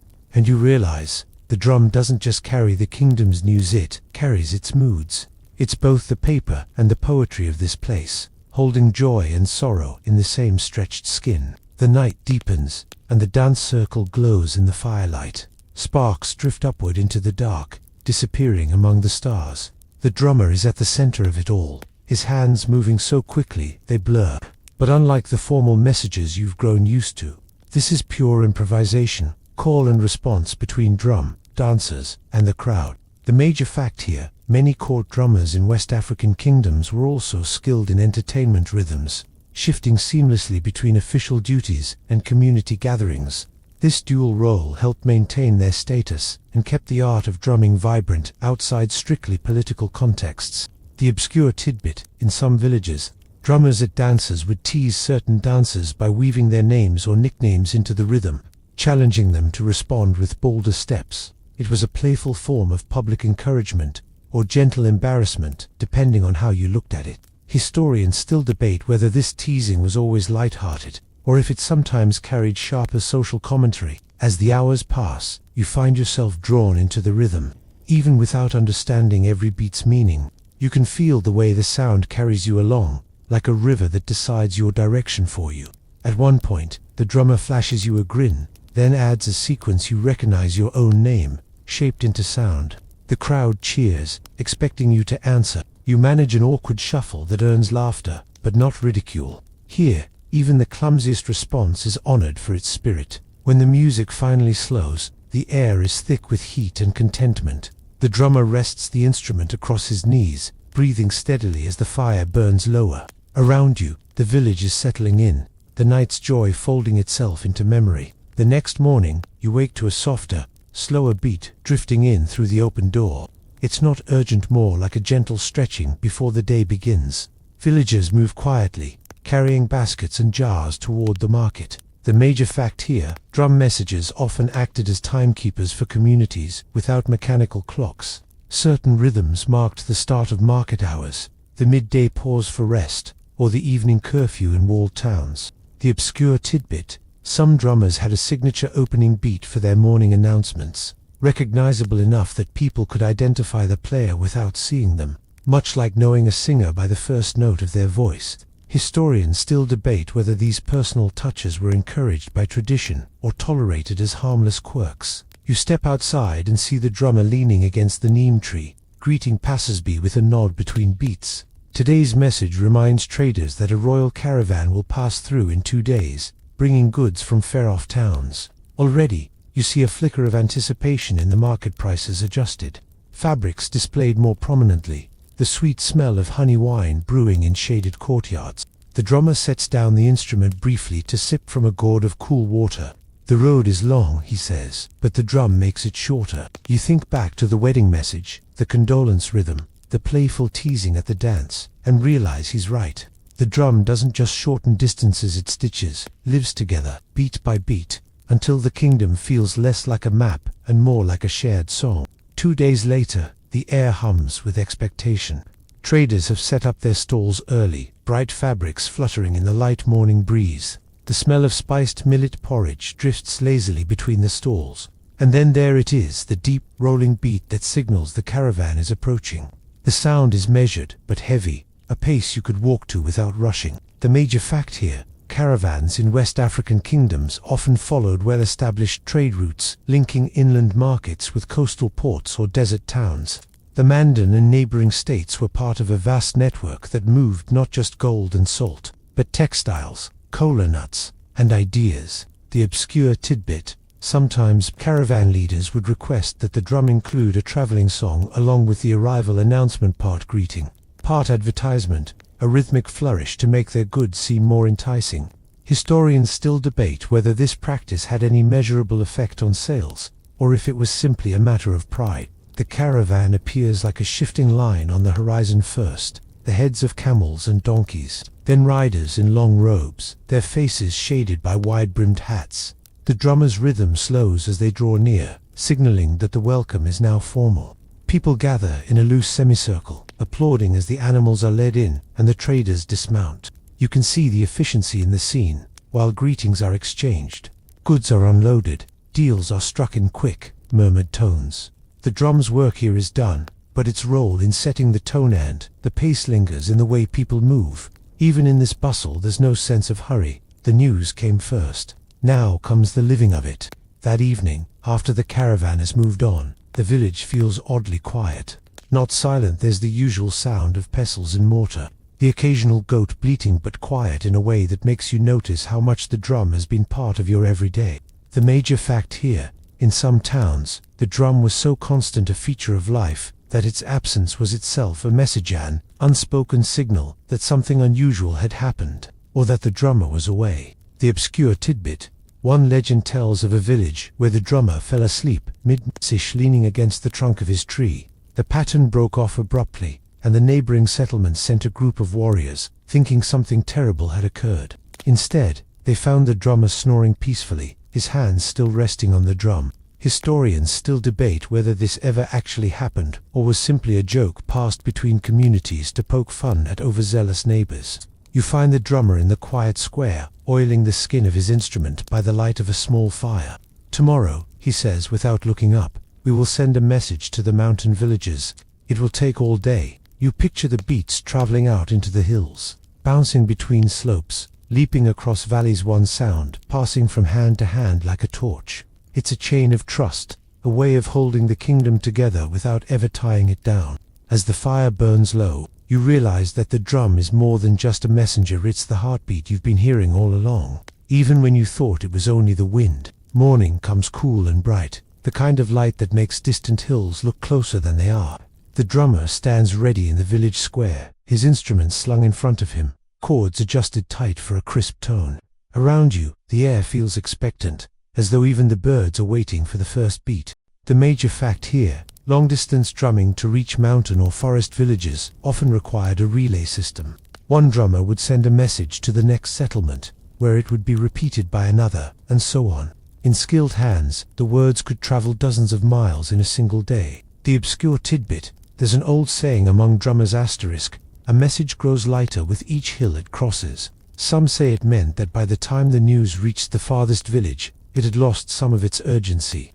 Others claim it was a gentle reminder that messages, like footsteps, should be paced with care. Historians still debate whether this saying began as practical advice or simply poetic bragging rights among mountain drummers. The first beats are strong and deliberate, carrying the name of a festival to come, the date, and the honor of the king's blessing.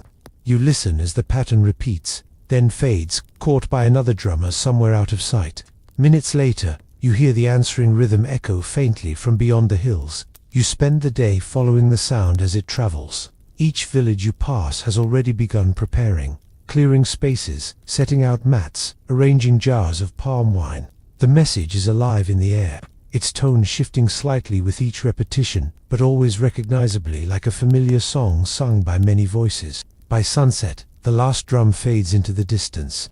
The drummer beside you lowers his instrument, satisfied. "The kingdom knows," he says simply. And just like that, the day's work is done. The morning air is soft, almost heavy with the scent of plum blossoms. A thin mist hangs over the palace garden, curling around the lacquered posts of the veranda. Somewhere far off, a bamboo waterspout tips and empties with a hollow clunk, the sound folding neatly into the hush. You're standing just inside the threshold, toes resting on cool tatami mats, looking out at a lawn so neatly raked it could make even the most fastidious neighbor jealous. Here, in the Heian court of Japan, time moves differently, measured less by the sun's position and more by the angle of a poem. You probably won't make it through this day without feeling like you've accidentally stepped into a painting you can't quite frame. Before we drift too far, if you're enjoying this slow stroll through history, you might consider gently tapping that like button. Nothing urgent, no loud noises, and perhaps subscribe so you can return here whenever the modern world feels too much like a crowded marketplace. If you do, I'd love to hear where you're listening from and the time where you are now. Now let's ease into tonight's journey. A pair of courtiers in layered silks move gracefully across the garden. In their sleeves are folded slips of paper, ink still fresh, each one carrying a verse meant to be read aloud beneath the blossoming branches.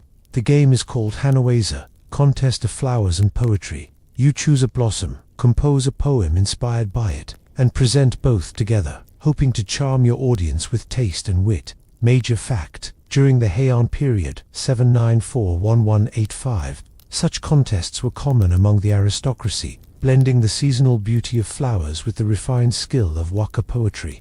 Obscure tidbit: it's said that one emperor once halted an entire council meeting just to compare two particularly good verses about dew. Historians still debate whether these games were genuinely competitive or simply inelegant. Excuse to loiter in gardens during work hours. You step down into the garden, the crunch of gravel beneath your sandals making the nearby koi shift lazily in their pond. The courtiers glanced your way, offering polite bows that somehow still manage to look faintly smug after all. Their poems are tucked away, and yours is not. Clusters of attendants carry shallow trays lined with moss, each holding a different bloom, camellias like drops of red lacquer, tiny violets barely visible against their leaves, and pale cherry blossoms trembling in the breeze. Choosing the right flower is half the game. The wrong choice can make even the most graceful verse seem awkward. Major fact: in Hanaway's flowers weren't simply admired for their beauty, they carried seasonal and symbolic meanings, known as Hanakatoba. A plum blossom might suggest perseverance in winter's chill, while wisteria hinted at elegance and humility. Obscure tidbit: some ambitious courtiers were rumored to secretly swap blossoms if they felt their chosen one didn't match their final poem. This was generally frowned upon, though perhaps not as much as composing something dull. Historians still debate whether blossom swapping was rare scandal or routine mischief. You wander toward a low wooden bench, inhaling the sweet, almost honeyed scent of the plum trees. Across from you, two poets stand ready to present. One holds a sprig of camellia, the other a branch of cherry blossoms, so full it looks like a cloud you could drink tea under. They bow, unroll their poems, and begin to read in voices that are slow and deliberate, as if each syllable is a pebble being placed into a perfectly ordered path. A soft ripple of laughter passes through the audience at a clever turn of phrase, though you catch only the shape of the words. You're reminded this isn't about speed. Here, the pace of the game is the pace of petals falling. The contest moves forward like a gentle tide, each pairing of poets a small wave lapping at the edges of the afternoon. You find yourself leaning against a cedar pillar, the wood still warm from the morning sun, as the next two courtiers step forward. A light breeze carries the faint rustle of silk sleeves and the sharper scent of pine from beyond the garden walls. Major fact: poetry contests like Hanaway's often followed seasonal calendars, with themes drawn from the exact point in the year. Mid-spring verses might linger on the pale flush of cherry blossoms, while early autumn poems leaned toward the crimson maples or the sound of wind in pampas grass. Obscure tidbit: one particularly fastidious courtier reportedly maintained an illustrated blossom diary to track the bloom times of every plant in the palace gardens, ensuring he would never accidentally write about flowers that were past their prime. Historians still debate whether this diary was a genuine act of devotion to seasonal beauty, or an elaborate excuse to avoid less pleasant court duties. The two poets begin. The first compares the fleeting nature of a cherry petal to the way a lover's promise fades in the morning light. The second responds with a verse about plum blossoms clinging stubbornly through the last frost, as though the tree itself refuses to accept the arrival of spring. The audience murmurs approval. Subtle competition is half the entertainment. You glance toward the koi pond. The fish glide beneath the surface with such slow, deliberate movements that it's hard not to see them as tiny aquatic courtiers in their own right. Each draped in silken patterns, a single camellia petal drifts down, lands on the water, and spins in slow circles, its own silent poem, unjudged but perfect. By mid-afternoon, the sun filters through a shifting canopy of blossom and leaf, painting pale shadows over the gravel paths. Servants bring out trays of tea, the steam curling upward like invisible brushstrokes. You're handed a small porcelain cup, the warmth settling into your palms as if it has been waiting there all day. Major fact: Hanaway's was rarely just about poetry and flowers. It was also a social performance. Tea, incense, and even the arrangement of seating reflected the court's taste and hierarchy. The closer you sat to the imperial family, the greater the honor and the more pressure to produce something worthy of the setting. Obscure tidbit: there was once a minor scandal when a courtier's seating cushion was accidentally placed too near the emperor's spot, prompting hours of whispered speculation about whether it was a mistake or a quiet bid for favor. Historians still debate whether the emperor even noticed. A young court lady steps forward with a branch of white magnolia, her poem folded so neatly it looks like it might resist being opened. Her voice is soft but sure, describing the way moonlight seems to rest longer on pale blossoms, as if reluctant to move on. Her opponent, an older poet with the kind of calm that comes from many such contests, answers with a verse about blossoms falling onto a black lacquer box, vanishing without a sound. The audience tilts their heads in appreciation. No applause, no loud reactions, just the quiet hum of approval that moves like a shared breath. You sip your tea, letting its faint bitterness settle on your tongue. Around you, the air feels both suspended and flowing, as though time itself has agreed to slow down for the sake of this game. The petals continue to fall, indifferent to which poem wins. As the afternoon drifts onward, the light in the garden begins to change shadows, stretching longer, blossoms catching the sun's lower angle in a warm, almost golden hue. Somewhere nearby, the faint metallic chime of a wind bell marks a lazy shift in the breeze.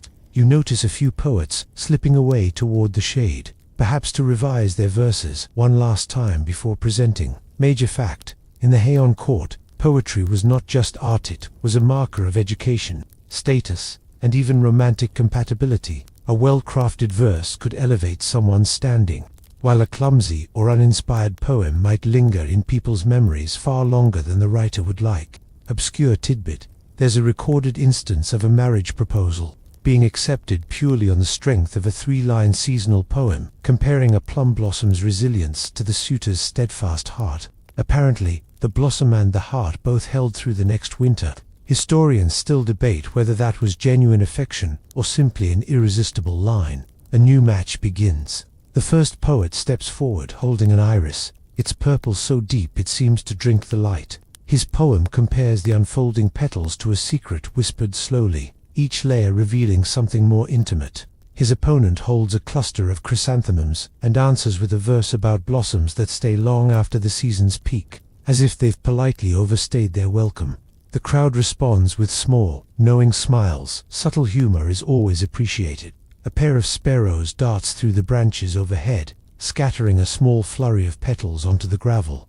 They land softly at your feet, and for a moment, you imagine they've delivered you a verse of your own, short, wordless, and entirely in season. The air cools slightly, and the scent of the flowers grows richer, as if the fading day draws it out.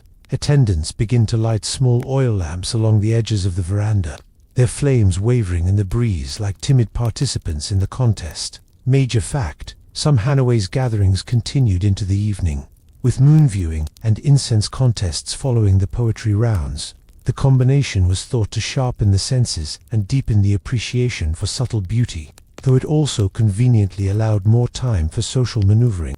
Obscure tidbit: at least one historical account mentions a poetry contest being temporarily halted because the participants became distracted by an unusually shaped cloud. The debate over what it resembled lasted longer than the actual reading of verses. Historians still debate whether this was an example of courtly sensitivity to nature or simply procrastination in silk robes. The next poet steps into the circle of lamplight with a branch of red maple leaves, early for the season. His verse likens their color to the blush on someone's cheek after hearing an unexpected compliment. His rival, carrying a spray of white plum blossoms, replies with a poem about the moon's reflection trembling in a pond of beauty that can never be caught, only witnessed.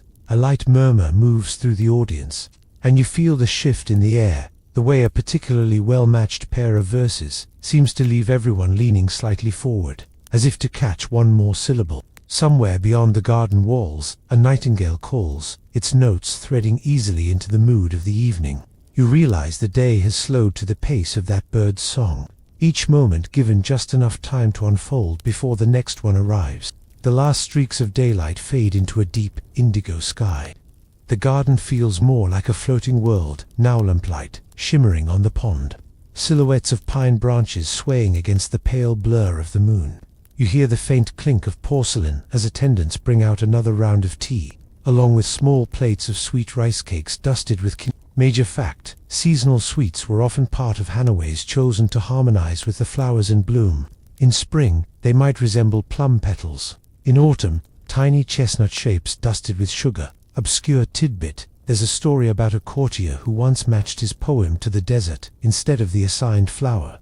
The judges were amused, but still awarded him second place, possibly for creativity or simply for being memorable. Historians still debate whether this was clever improvisation or an embarrassing lapse in attention.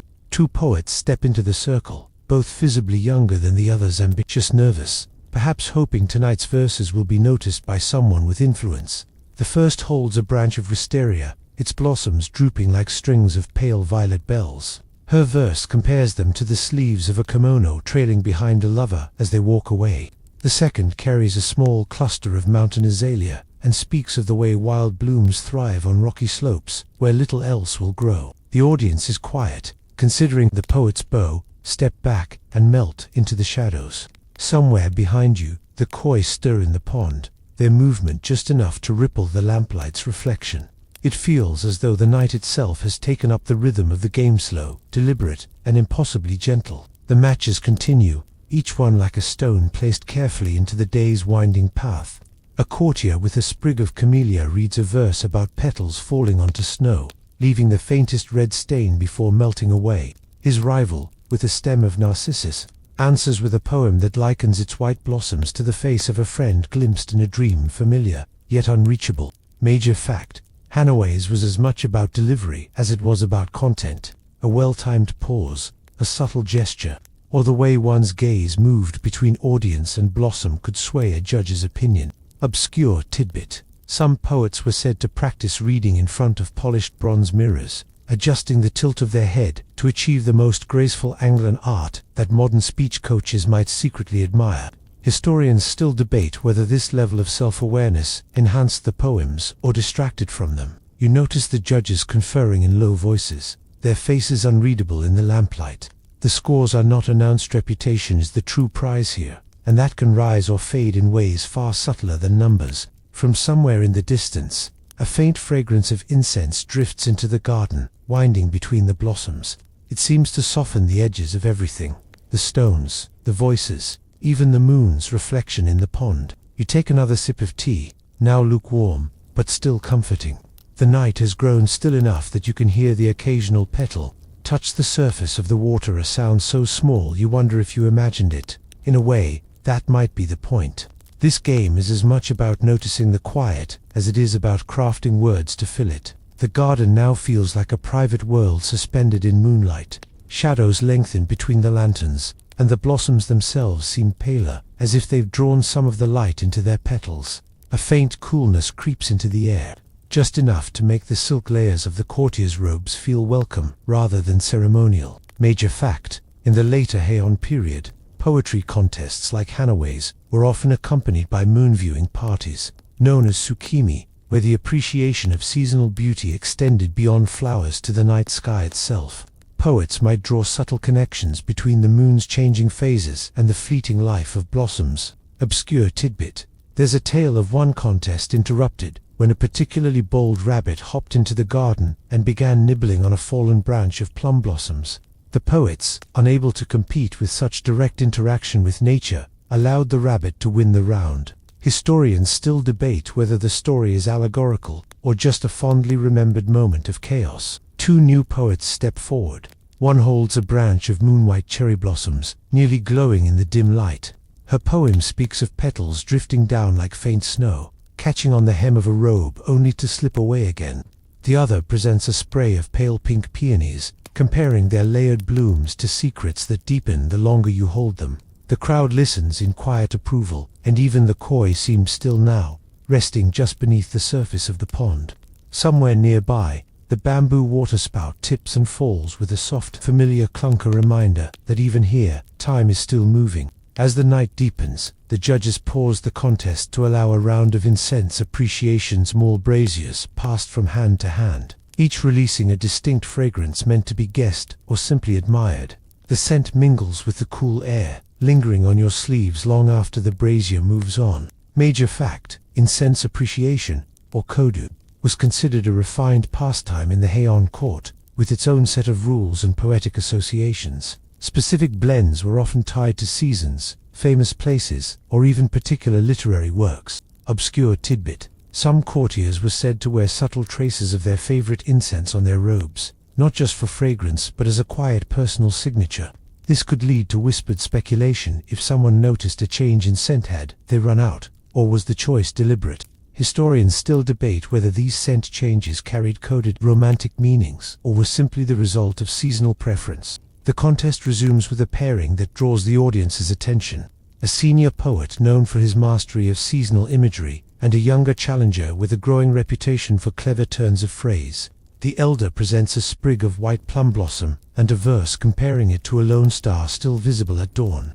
The younger counters with wild violets, and a poem about how they bloom unnoticed beneath the grandeur of larger trees, an image that earns a subtle murmur of approval from those who catch the implied self. You feel the shift in the air again, that slight lean forward from the listeners. Here, the game is as much about subtext as about flowers or words, and under the drifting petals, the lamps burn low, holding the night in place just a little longer.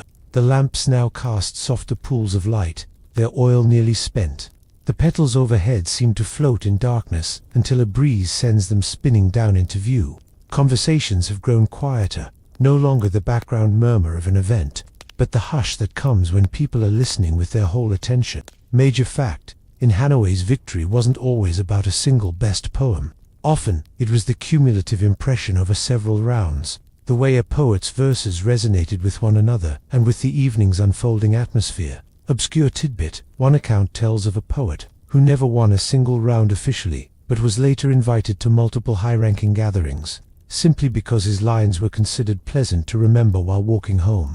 Historians still debate whether that was a subtle compliment or a polite way to say his work was inoffensive. Two women step forward for the next match. The first holds a cluster of camellias, so deep red they nearly look black in the lamplight. Her verse describes them as midnight, dressed in silk. The second presents pale chrysanthemums, comparing their layered petals to the sound of rain falling on many roofs at once. Both verses are met with quiet, appreciative nods, the kind that suggests people are already replaying the images in their minds. From somewhere beyond the palace walls, the faint roll of a drum reaches the garden, perhaps a festival in a neighboring district, or a guard's signal. The sound fades as quickly as it came, leaving the petals to fall in silence once more. It is late enough now that the moon has shifted across the pond, its reflection caught between two large stepping stones. Attendants begin to discreetly collect empty teacups and brush away petals that have gathered in corners of the veranda. The evening is not over yet, but it is leaning gently toward its close. Major fact: the Heian court often saw Hanaways as part of a larger tapestry of seasonal rituals, each event flowing into the next. A spring poetry contest might lead into summer boating parties, then autumn moon viewing, each one designed to frame the year in moments of beauty. Obscure tidbit: there was once a minor controversy when a poetry contest was scheduled for late summer but decorated entirely with spring blossoms imported from a warmer province. Some praised the ingenuity, others found it unsettling, like a misplaced page in a well-ordered book.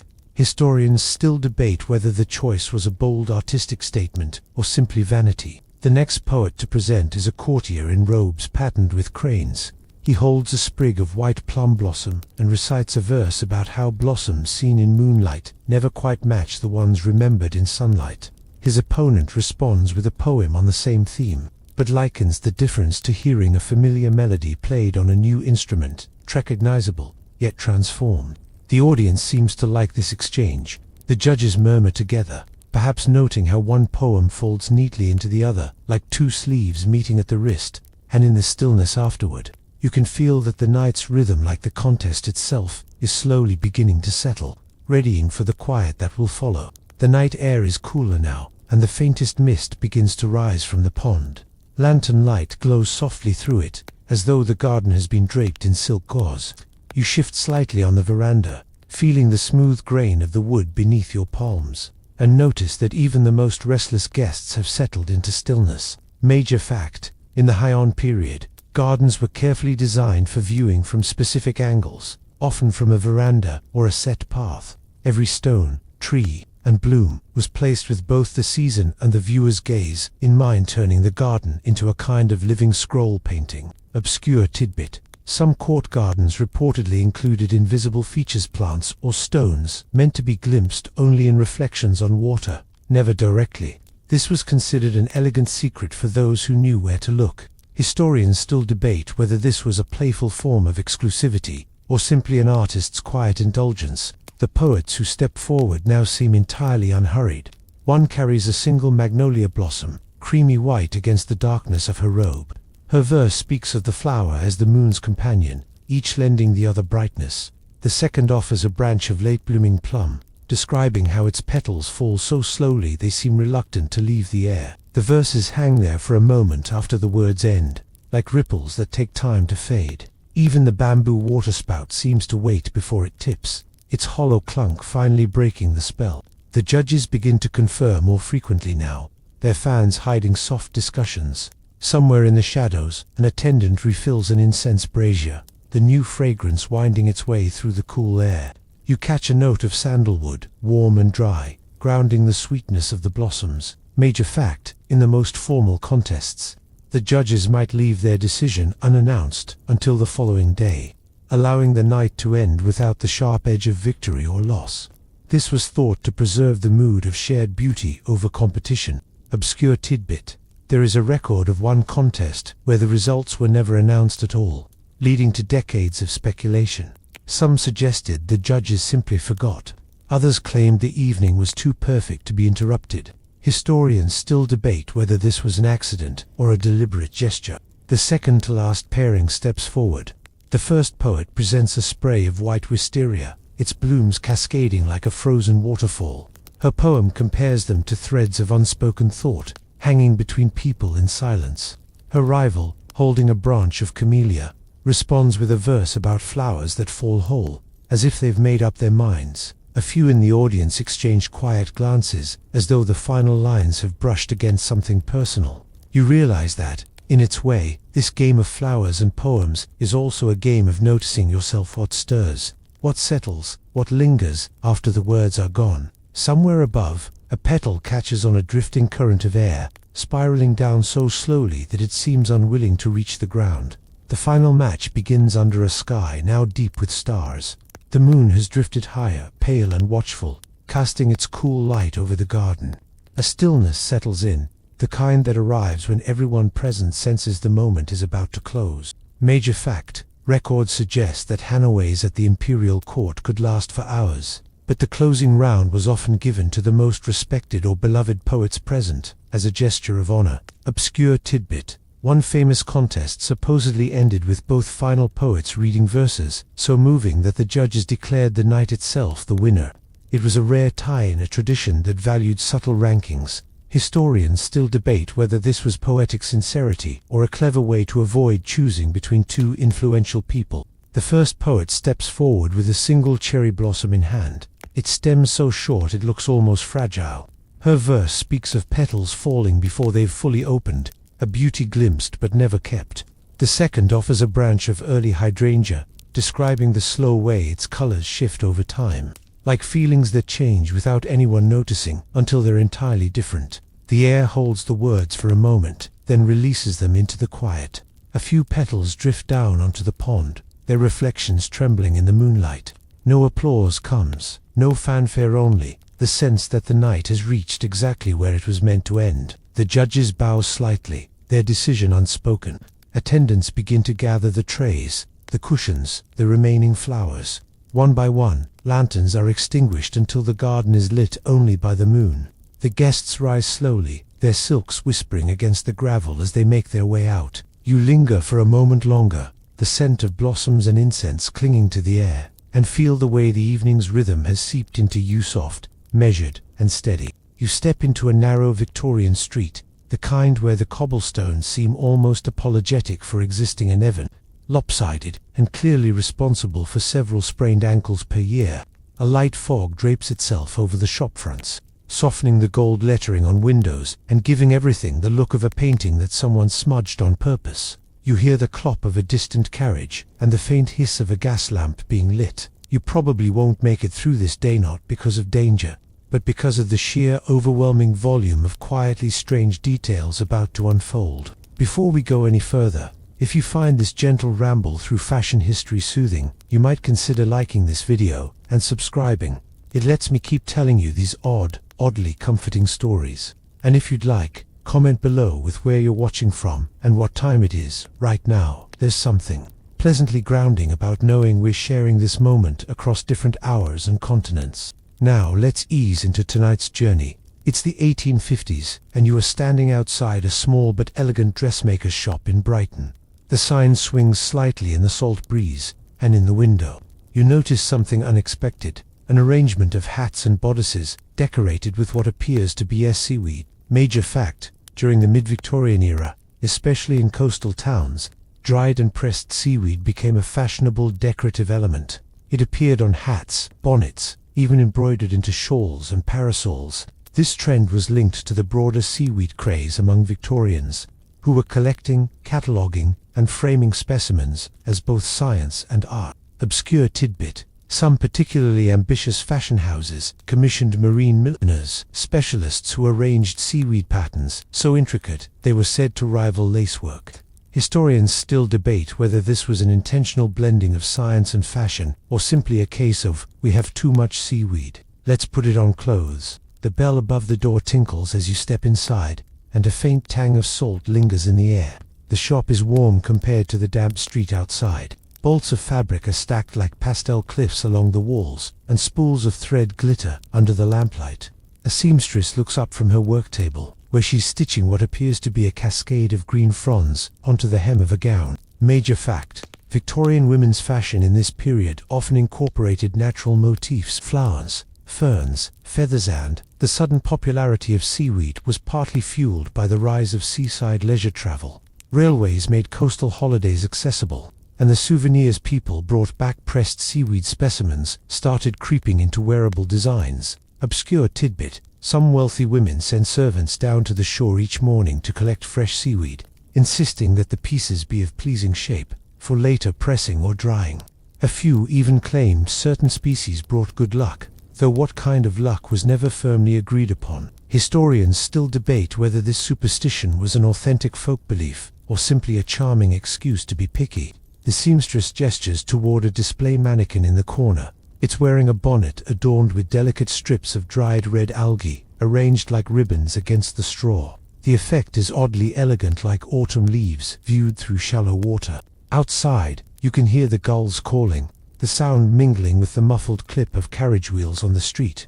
You imagine the journey these fronds have taken, plucked from the tide, pressed between heavy books, carried here in paper packets, and finally sewn into a gown destined for a London ballroom. Somewhere behind the counter, a kettle begins to whistle softly. The seamstress smiles, as if to say, the tide can wait. Tea first. You accept the cup of tea black, with just enough sugar to hint at sweetness. Settle into a small upholstered chair by the shop window. From here, you have a clear view of both the street outside and the dressmaker's hands as they move with measured precision. Each stitch seems less like work and more like a small ceremony, performed with the quiet authority of someone who knows that beauty often hides in patience. Major fact: the Victorian fascination with seaweed wasn't limited to clothing. There were entire books published on algology, the study of algae complete with ornate illustrations. Some women's magazines of the time even included seaweed arranging columns alongside embroidery patterns, encouraging readers to blend artistry with taxonomy. Obscure tidbit: one well-to-do lady reportedly kept an entire album of pressed seaweed specimens, each labeled with the date and tide conditions under which it was collected. In the margins, she would occasionally note which pieces had later been incorporated into her wardrobe. Historians still debate whether this was a passion for science, a flair for fashion, or simply an early example of scrapbooking with extra steps. Outside, a small group of children pass by, holding hands and laughing. One of them pauses to press her face against the glass, leaving a foggy oval as she stares at the seaweed bonnet on display. Her friends tug her away, and the smudge slowly fades. The seamstress looks up and remarks, almost absently, that people either fall in love with it or laugh at it. You realize she's not just talking about the bonnet most trends. After all, balanced somewhere between admiration and amusement. A faint bell rings from deeper inside the shop, the signal that another customer has arrived. The newcomer is a tall, angular woman wearing a walking dress in a muted shade of green that seems almost to match the seaweed on display. She carries a small parcel wrapped in brown paper and tied with string, its edges still damp from the mist outside. Major fact: in coastal towns, it wasn't uncommon for customers to bring their own collected seaweed to dressmakers. This allowed them to wear not just a fashionable ornament, but a personal memento from a particular shore or holiday. Obscure tidbit: there was once a minor scandal in a fashionable circle when two women arrived at the same gathering wearing seaweed from the same rare species. The awkwardness was compounded by the fact that one had claimed hers was entirely unique. Historians still debate whether the second woman had simply been unlucky, or whether someone had deliberately shared the idea. The tall woman unties her parcel, revealing long strands of olive-brown kelp and delicate tufts of green sea lettuce. The dressmaker nods in approval, holding each piece up to the light before arranging them on a nearby table. You can hear the low murmur of their discussion choices about placement, matching fronds to fabrics, and whether the final design should suggest a shoreline at dawn or one at low tide. The phrases sound almost like a painter discussing a canvas, though here the colors will move with the wearer. Beyond the window, the fog has begun to lift slightly. A hint of sunlight filters through, catching the edges of the dried fronds on the display bonnet, making them look for a moment like they might stir in an unseen current. The seamstress pins a length of pale silk to the work table, smoothing it with the flat of her hand, before laying the seaweed strands across it like lines on a quiet map. The kelp bends naturally, following curves that seem to know where they're going. Major fact: by the 1860s, seaweed ornamentation had moved beyond simple adornment. Some designers began arranging it in patterns meant to echo natural seascapes, tiny marine scenes, stitched into skirts and shawls. These compositions were inspired partly by Victorian dioramas and the era's fondness for framing nature as both spectacle and souvenir. Obscure tidbit: in certain circles, it became fashionable to wear tideline trims, bands of darker seaweed along the hem of a gown, to suggest where the sea's edge might have brushed the fabric. One society column praised it as a whisper of the shore upon the step. Historians still debate whether this was intended as poetic metaphor or simply a novelty that lets you leave a faint scent of salt water in your wake. The customer leans over the table, pointing to a frond with tiny bead-like bulbs. "Those catch the light," she says, almost conspiratorially. The seamstress nods, and you realize they're speaking in a shared language of detail, seeing beauty in things most people would never think to notice. From the back room comes the muted thump of a trunk being opened. The air changes slightly, carrying a briny trace from stored bundles of dried seaweed. It smells faintly of summer storms and low tide, of days when the beach is more for walking than swimming. You glance toward the trunk and catch sight of a stack of flat boxes tied neatly with ribbon. Each is labeled in looping script names of towns, dates, and, occasionally, the phrase "good condition." The seamstress explains that not all seaweed dries well. Some species crumble if you so much as look at them the wrong way. Major fact: collectors in the Victorian period developed specialized methods for pressing and drying seaweed. Heavy blotting paper was layered with specimens, then weighted down for days or weeks. Some even used modified flower presses, claiming the results were more vivid and less brittle. Obscure tidbit: there were reports of particularly devoted collectors keeping small, portable presses with them on seaside walks, so they could preserve a find immediately. Imagine pausing mid-stroll to flatten a strand of algae before it could wilt, an oddly urgent act for something destined to be sewn onto a hat. Historians still debate whether these portable presses were a genuine necessity or simply a way to signal one's seriousness about the hobby. The seamstress lifts a fresh sheet of dried fronds from one box and spreads them out beside the customer's contribution. Together, they begin arranging the pieces on the silk in overlapping arcs, as though the gown will carry the ghost of a tide across its hem. A clock ticks somewhere high on the wall. Outside, the street has quieted. The earlier chatter has been replaced by the occasional roll of carriage wheels and the cry of gulls circling overhead. The light through the window is softer now, as if the day has decided to lean toward afternoon. The seamstress threads a fine needle, the kind so thin it could slip between two fibers without leaving a mark. She begins to stitch, each pass of the thread capturing a curve of seaweed against the silk. The customer watches with the quiet patience of someone who knows this will take hours, maybe days, but who is willing to see it through. Major fact: in high-end Victorian dressmaking, it was common for embellishments, be they lace, feathers, or seaweed to be hand-sewn with invisible stitches. The idea was that the decoration should appear as if it had simply grown there, unforced, almost inevitable. Obscure tidbit: a few fashion houses experimented with soaking certain seaweeds in a light starch solution before sewing them on, which gave them a faint shimmer and helped them hold their shape. Unfortunately, this also made them faintly attractive to moths, a fact glossed over in polite conversation. Historians still debate whether the shimmer was worth the occasional surprised nibble. The rhythm of the needle is hypnotic: up, down, up, down accompanied by the faint rustle of the silk. You notice the seamstress tilts her head slightly every few stitches, as if checking the light's play across the frond. Outside, the tide must be turning, because the scent of salt has deepened in the air. It's subtle, threading its way into the warmth of the shop, like a secret reminder of where this ornament began. By now, the gown's hem holds a growing shoreline of stitched fronds. Some lie flat, like calm water. Others arc upward, as if caught mid-sway. The customer stands to step back and view the work, and you follow her gaze, realizing how the whole design moves subtly even when still. Major fact: seaweed motifs eventually filtered into printed fabrics as well, allowing those who lived far from the coast to partake in the trend without the challenges of preserving actual specimens. These patterns were often stylized, merging marine forms with floral ones to create hybrid designs. Obscure tidbit: one London textile house released a kelp damask pattern that was said to look equally like underwater plants and curling flames, depending on the light and the imagination of the viewer.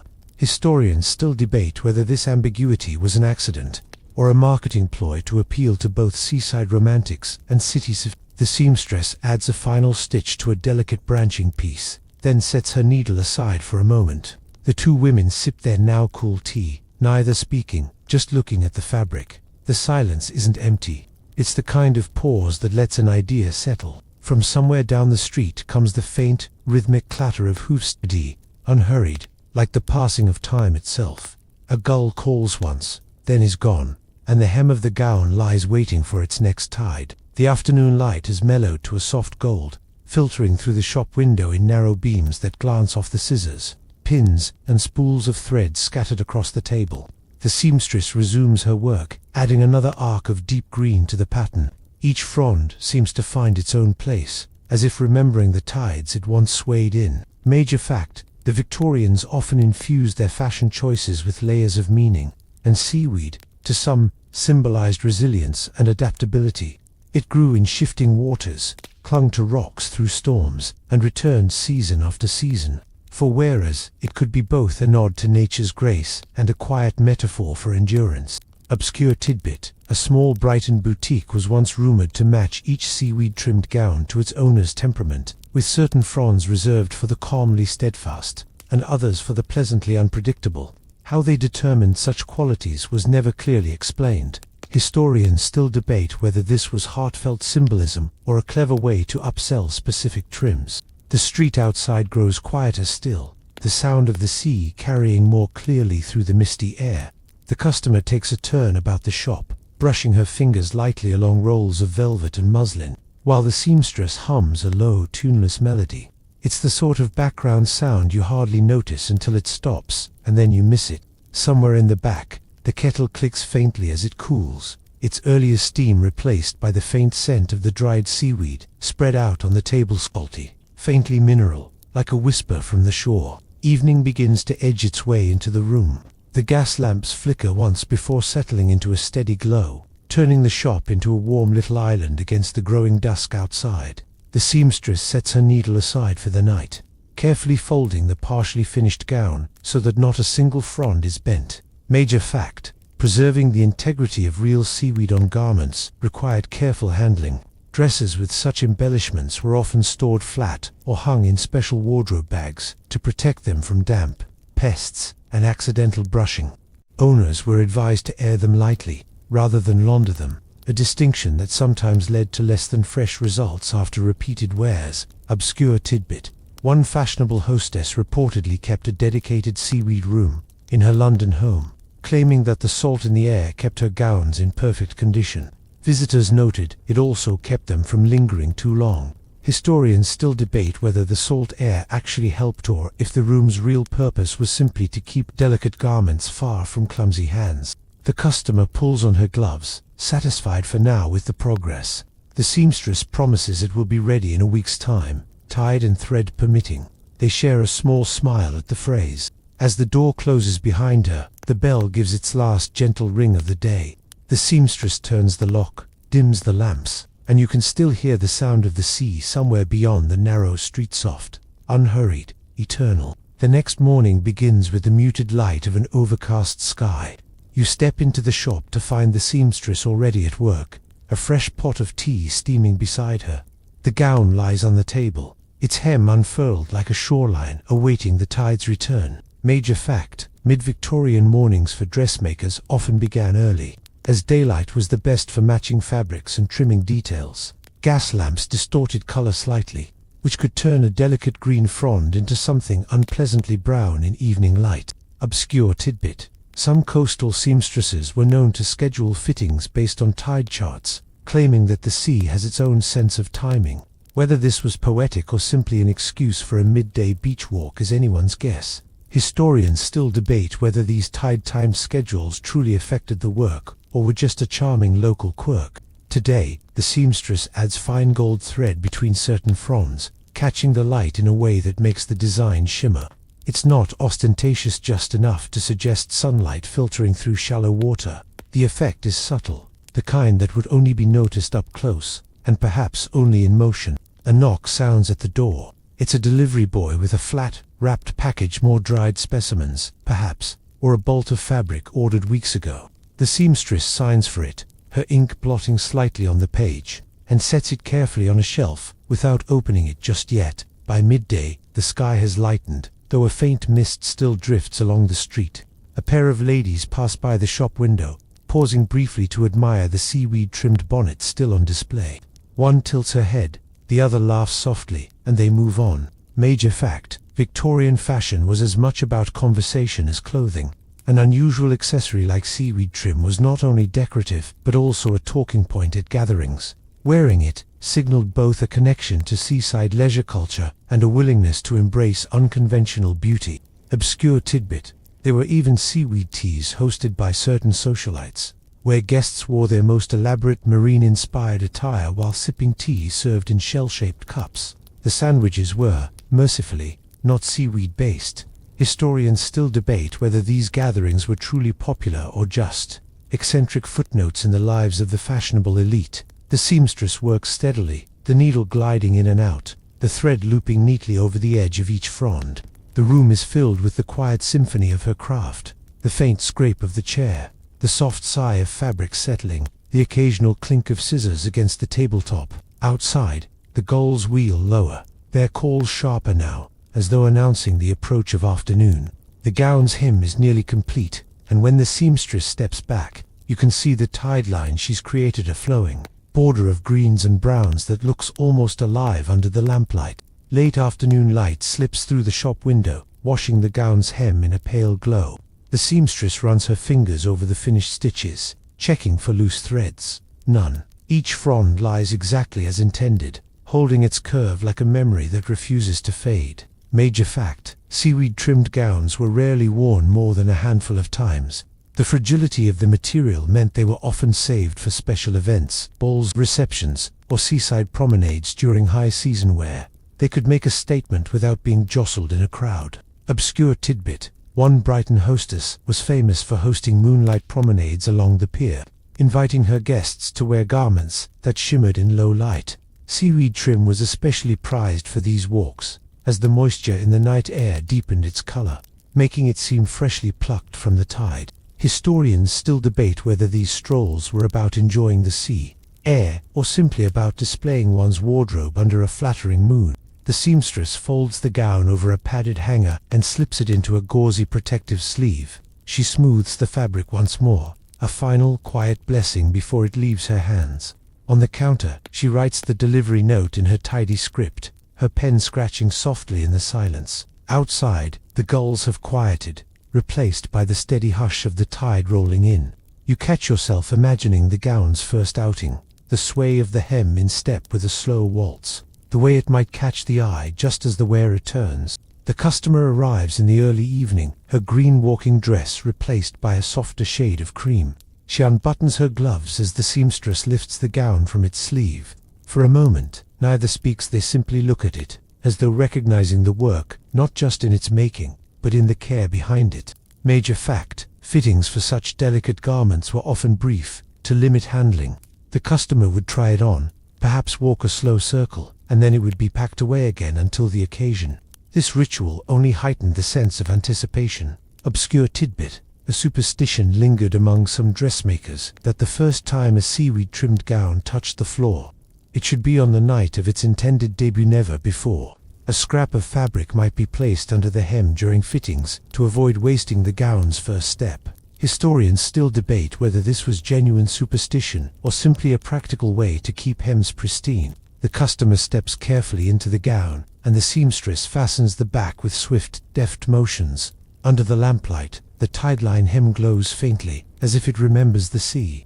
The customer turns once, twice, the silk whispering round her ankles. She smiles, a small, satisfied curve of the mouth that says the week's wait has been worth it. From outside, the muffled sound of the sea drifts through the evening air, as though the shore itself is giving its quiet approval. The seamstress unfastens the gown, careful not to tug or crease the stitched fronds. She folds it into its gauzy sleeve, sliding it into a padded box lined with tissue that crackles faintly as it settles. The customer thanks her in a voice that feels softer than when she arrived, as though the gown has drawn out a different register entirely. Payment is made, the polite farewells are exchanged, and the door's bell gives one last, small chime as she steps into the night. Major fact: garments like this often outlived their original purpose.